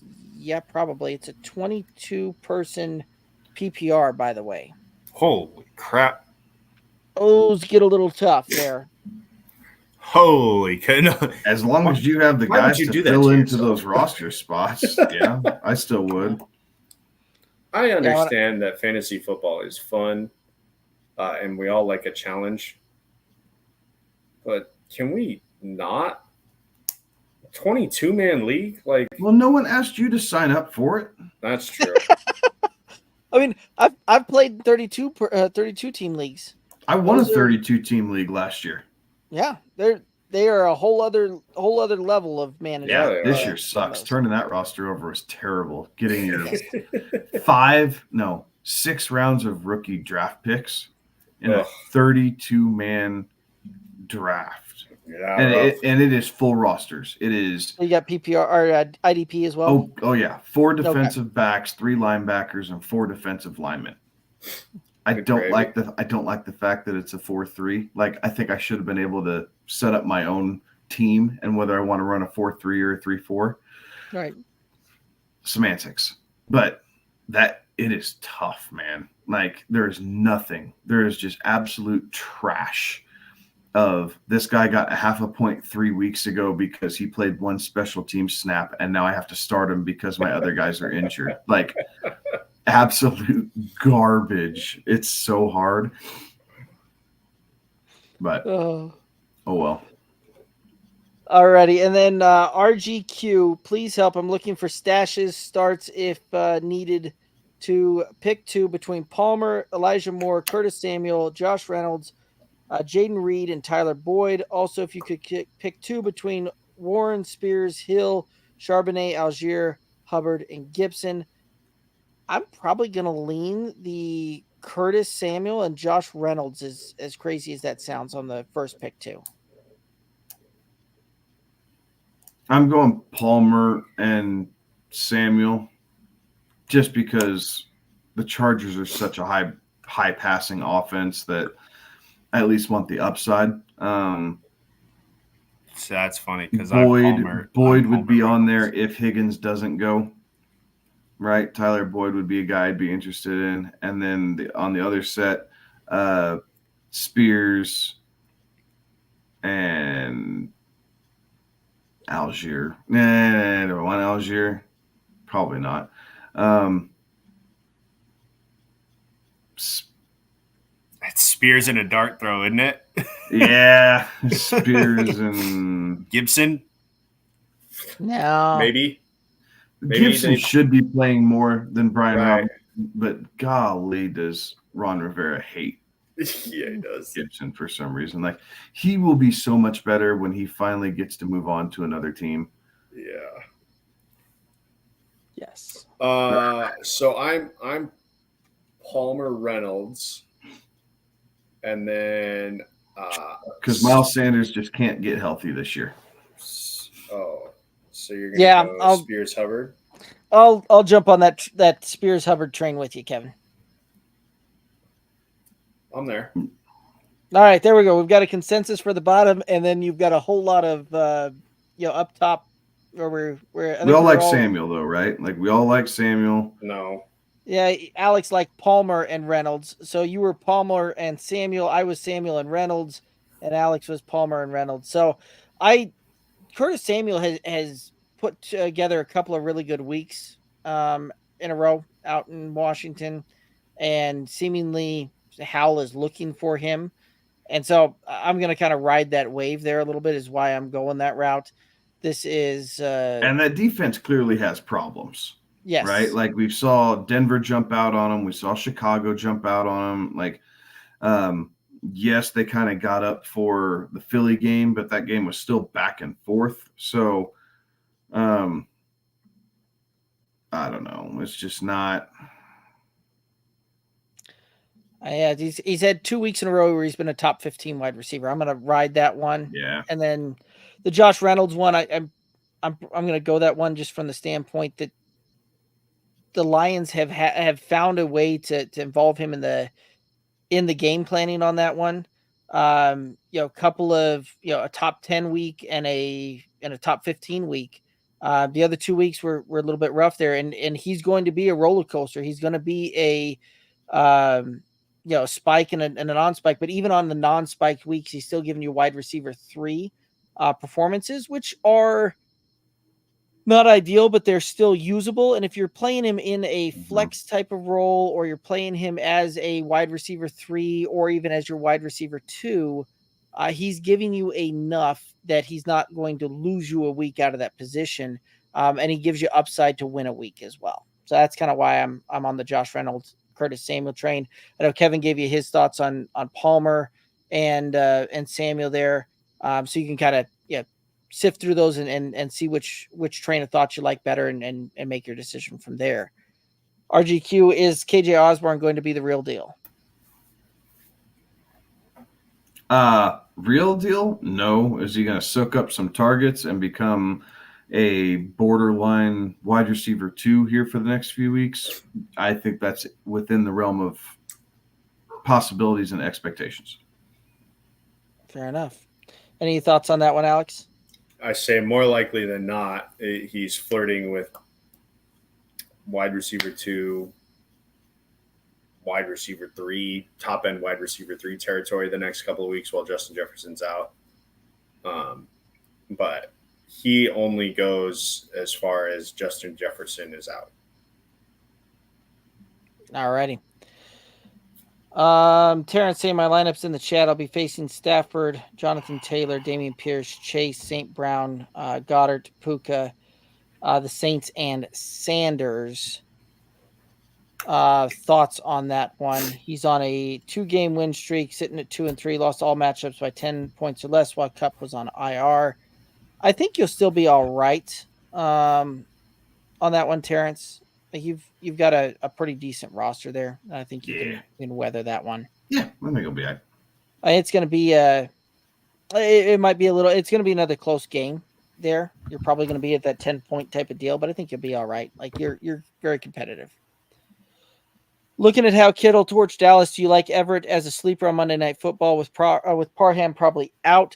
I do like Everett on kind of rest of season on this one. I think the bye. So one, Mike Williams going down, and the Chargers coming off a bye. I think we're going to see them have shifted their approach here a little bit going forward, and I think we probably see Gerald Everett get a little bit more used down the stretch. I hope so, because I really liked Everett coming into the season, and it has not panned out well. Right. Hope we already hit that one up.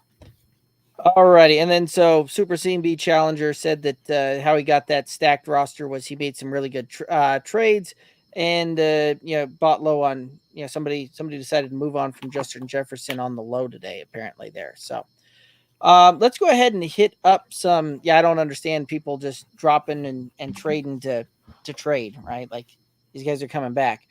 Let's hit up the last segment we've got here, and then we'll come back and hit a couple more questions. So we've got the drop candidates versus the trade kickers here. And so drop candidates, trade kickers, throw out some names that you'd be looking to potentially drop here for waivers. So I threw a couple names out there. And there were 2 wide receivers. The first name that I had was Jackson Smith and Jigba. It just has not panned out there in Seattle. I think in non-dynasty leagues, obviously this is for redraft. I think in dynasty leagues you hang on to him in the hopes that something happens, but in redraft leagues, I just don't see it happening this year. So Jackson Smith and Jigba is a guy that I think is a drop candidate if you're looking to move either to another wideout or to a different position. I don't think you're losing a lot by throwing him on the waiver wire. The second name that I had was Odell Beckham Jr. Again, just not working there in Baltimore. And so I think that's another one that you can get away. You probably didn't invest too much in OBJ when it came to draft time. And so cut bait and cut your losses and move on. I got a few more wide receivers. Sky Moore is one guy I'm dropping. I completely agree with the OBJ deal. Michael Gallup, goodbye.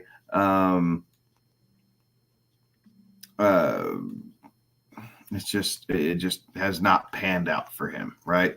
And then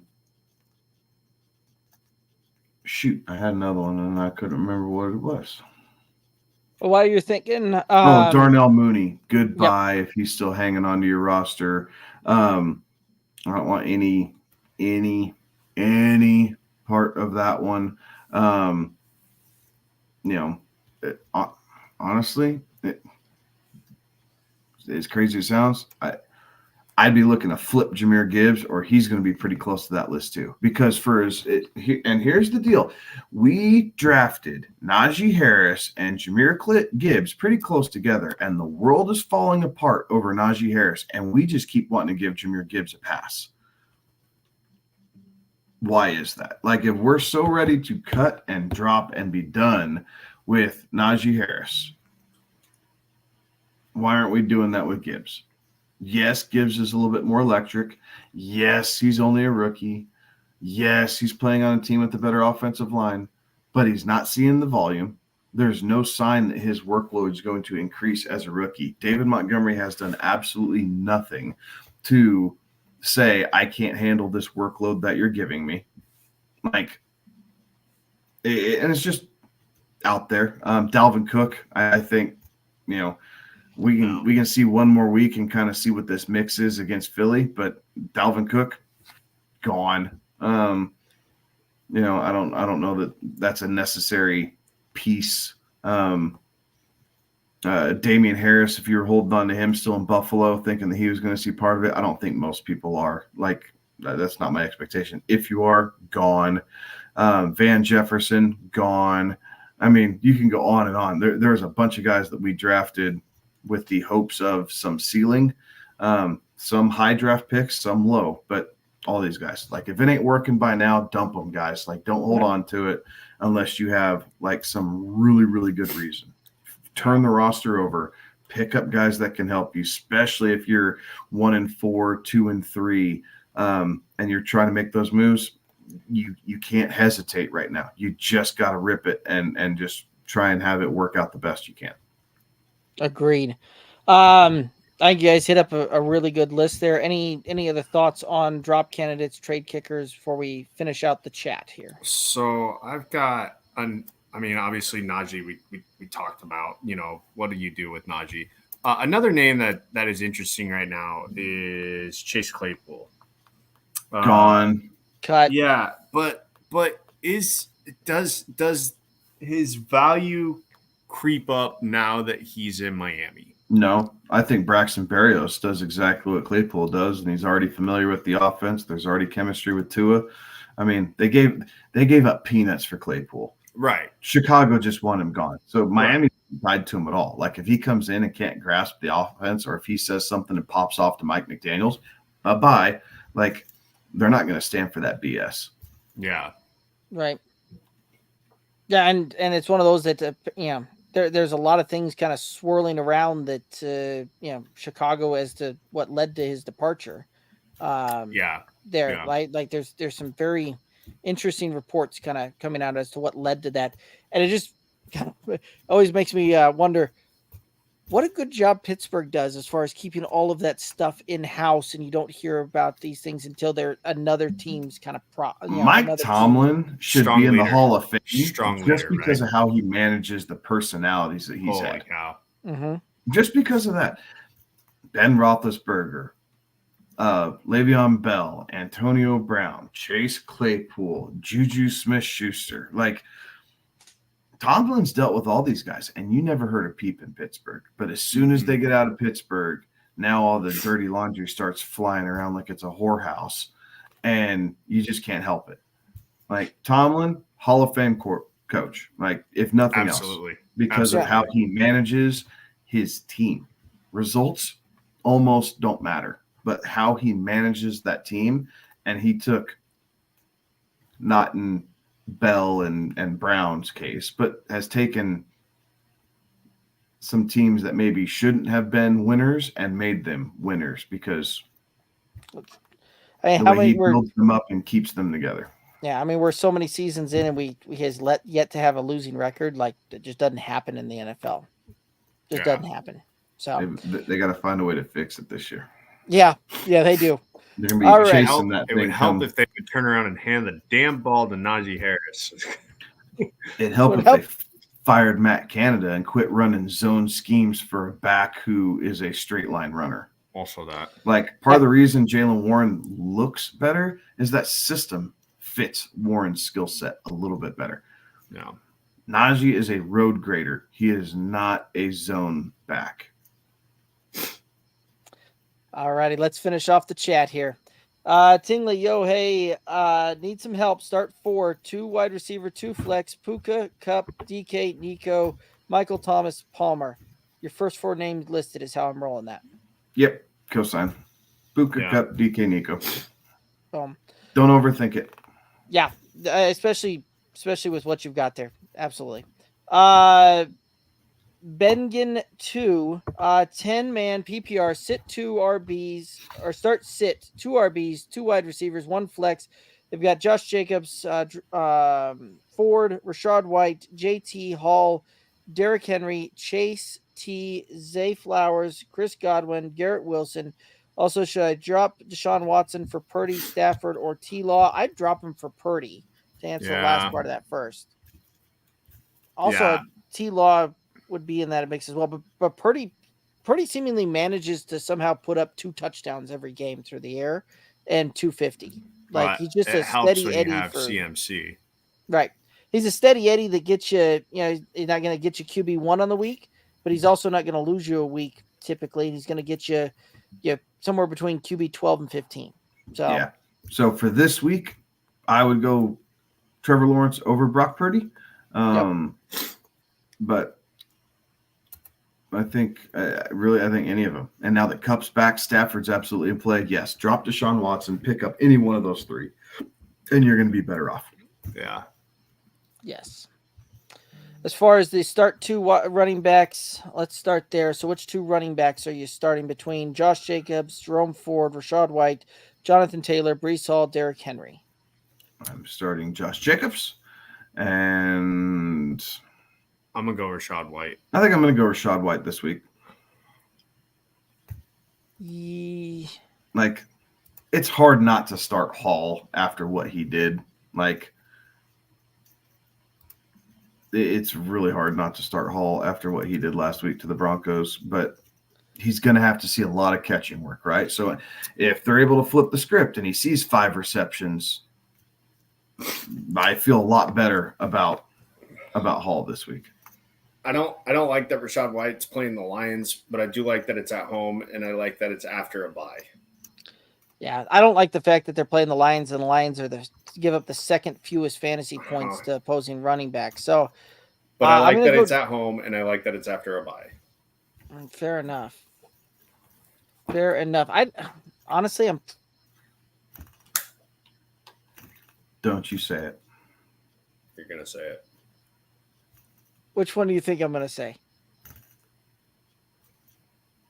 If you say Jonathan Taylor, I'm hanging up. There's no way I'm starting Jonathan Taylor. Yeah, if he'd been in camp, we were, he was a full 5 weeks. For sure. Yes, I'm going that way because he has the best matchup between any of these other guys left there. But oh shoot, he did. Yeah, he straight up left. That's funny. I guess so. But no, it's Josh Jacobs, and all right, I'll go with the Rachaad White, but I don't feel pretty about it. So, it's the best of a bad situation there. So yeah, all right. I'll hop on board with you guys on that one. As far as the start 2 wide receivers, Chase, T, Zay Flowers, Godwin, Garrett Wilson. I'm gonna go with with Jamar Chase, right? Like Yeah, Chase for sure. You're chasing that one there. I'm not gonna necessarily go Chase and T Higgins. I'm not gonna target that Cincinnati wide receiver room heavy this week. Seattle is a neutral matchup there. But and I'd probably go Chase and Chris Godwin. Mike Evans very well might miss on this one, and I think that Baker goes. I think we see Baker target Chris Godwin a fair bit. Like even if Evans is out there, I think Evans is out there playing more decoy type of thing than necessarily really getting downfield and running those routes there. Any thoughts on the wide receiver? I just looked up. Oh, I don't mind Garrett Wilson play here. Eagles are really good against the run, not so great against the pass. Facts. So I don't mind a Garrett Wilson play here because I think that's all that the Jets will have in terms of trying to matriculate down the field. So, but for sure, Jamar Chase, and then. I could be talked into a Godwin or Garrett Wilson. Fair enough. As far as the flex goes, the flex I'd probably roll. I'll probably roll Breece Hall out there and see if I can capture a little bit of that. Like maybe here's what I'll tell you. London games are always wild cards. Right. And I think I'd go for the wild card London game and give me Derrick Henry. All righty. He has the better matchup there, to be honest with you. Yeah. Defenses travel, running backs travel, and run games travel. Passing tends not to. So, yeah. All right, you talked me into it. So that's how we'd roll that. It sounds like Jacobs and White in your RB, Derrick Henry is your flex, Chase and Alex is thinking Garrett Wilson. I'm thinking Chris Godwin, and that's how you got that one to rock and doing the rolls there. So, alrighty. And then Terrence saying Mahomes over Tua on the Mahomes owner has Tua on his bench. So I try and trade Tua and start him over Lawrence and Stroud rest of season, Najee and Dell for Tua. Yeah, see if you can do Najee and Lawrence for Tua. Yeah. And go that route and just see if you can do that. Right? Like I'd give that a shot. Because you really don't want three quarterbacks on your roster, so you're gonna end up dropping one of those guys anyway. So might as well ship off Lawrence and Najee and see if you can land Tua. Ray Gamer saying hi. Alex, should I trade Pollard for Rachaad White and Keenan Allen? I don't mind a Pollard for Rachaad White, Keenan Allen. I quite like that, in fact. Yeah, Pollard's been a tough go of it lately. I think you upgrade at running back, consistent upgrade at running back, right? And you get the bonus of Keenan Allen. Right. Well, it's a pretty good downgrade from Rachaad White to Tony Pollard. Overall talent, that kind of stuff. But yeah, you get the big upside of Keenan Allen. Or would you do Pollard for David Montgomery and Zay Flowers? I'd do the Monty and Zay Flowers. I would for sure do Monty and Zay Flowers. Like, right. David Montgomery is a stud. As I said at the start of the show, we stand David Montgomery in this house. Exactly. Which trade do you think is better, the Allen trade or the Monty trade? Both of us are on the Monty side of it. You really don't downgrade much as far as what you're getting from fantasy outputs from Pollard to David Montgomery. And the Lions offense seems to be clicking better. They got a better offensive line. Yeah, that's very true. Joe saying greetings from those of us who work third shift. We've been there. Greetings to you. Let's see. Let's hit up one more here. I'm just trying to work through some of these things so we can try and hit them up here. But all right. So I see Boozy down there. We're gonna kind of just rapid fire through these things, and we're gonna wrap this guy up. So,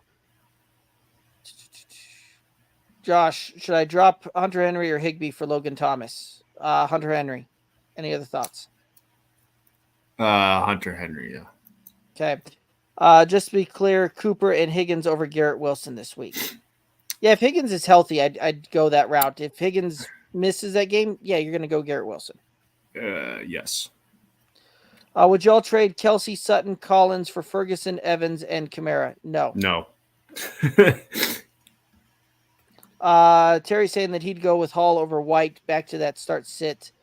Would you trade Kyron and Puka for McCaffrey? I also have Pollard and Chase. Kyron and Puka for McCaffrey.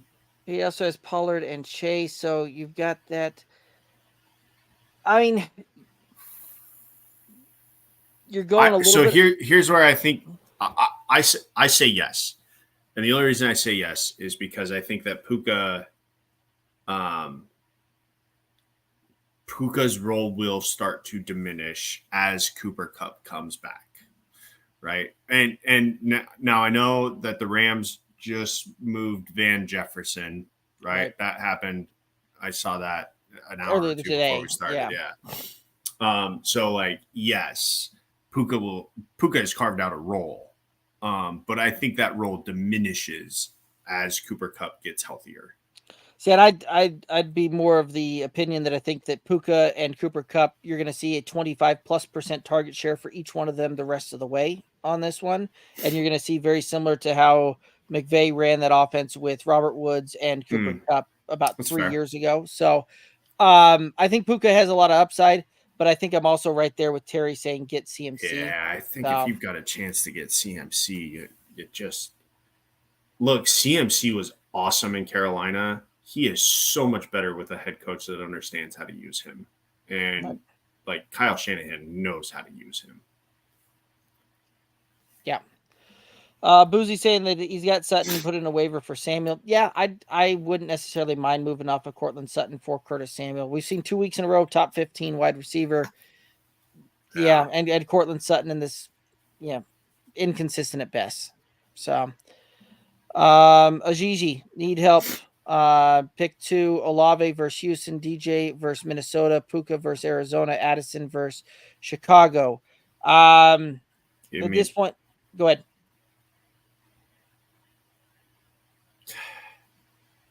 Give me DJ and Puka. Yeah, I'm going to do that one as well. I'm going to see if this is, we've seen 2 hot weeks of DJ. I'm going to see if we can't, keep riding the Puka Nacua train all, the rest of the season on that one. So yeah, I'm right there with you. Falcons or Chiefs defense. I'm going to go with the Chiefs defense on this one.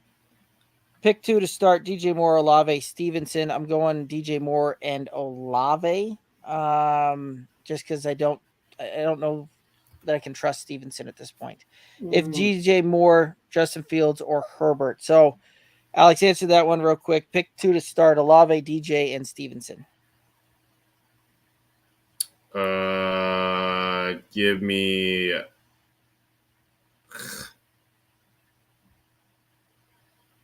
DJ and Stevenson.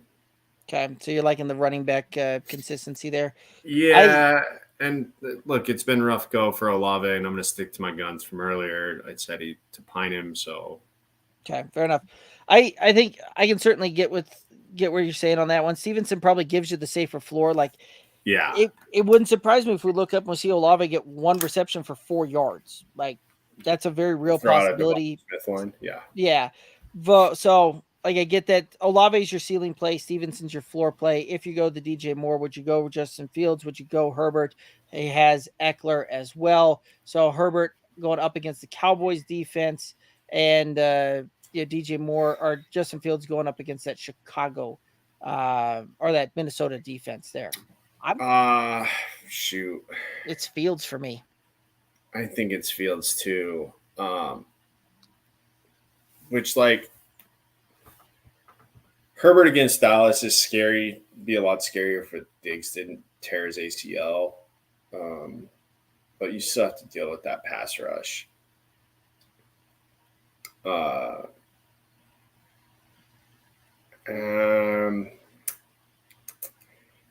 think it's like 51-49 Fields to Herbert, in my opinion. Yeah, I mean they're kind of right close. back to back. Dang, it's close. I'm gonna ride the hot hand here and see if Justin Fields looks like a if what we're seeing is those 2 weeks in a row, the past 2 weeks, and see if we're just gonna ride the hot hand. I'm gonna take the defensive matchup there. So it's Fields and by a hair for me on that one. This is the very last one, and we're gonna sign off here. Terry saying just got offered James Cook and DK for Henry. Current lineup is Stafford, CMC, Pollard, Chase, Allen, Goddard, Puka, and Henry.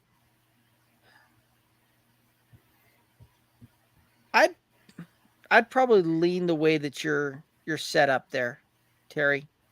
I don't know that I make that deal. DK's not going to see your lineup unless you're really rolling through heavy on a bye week.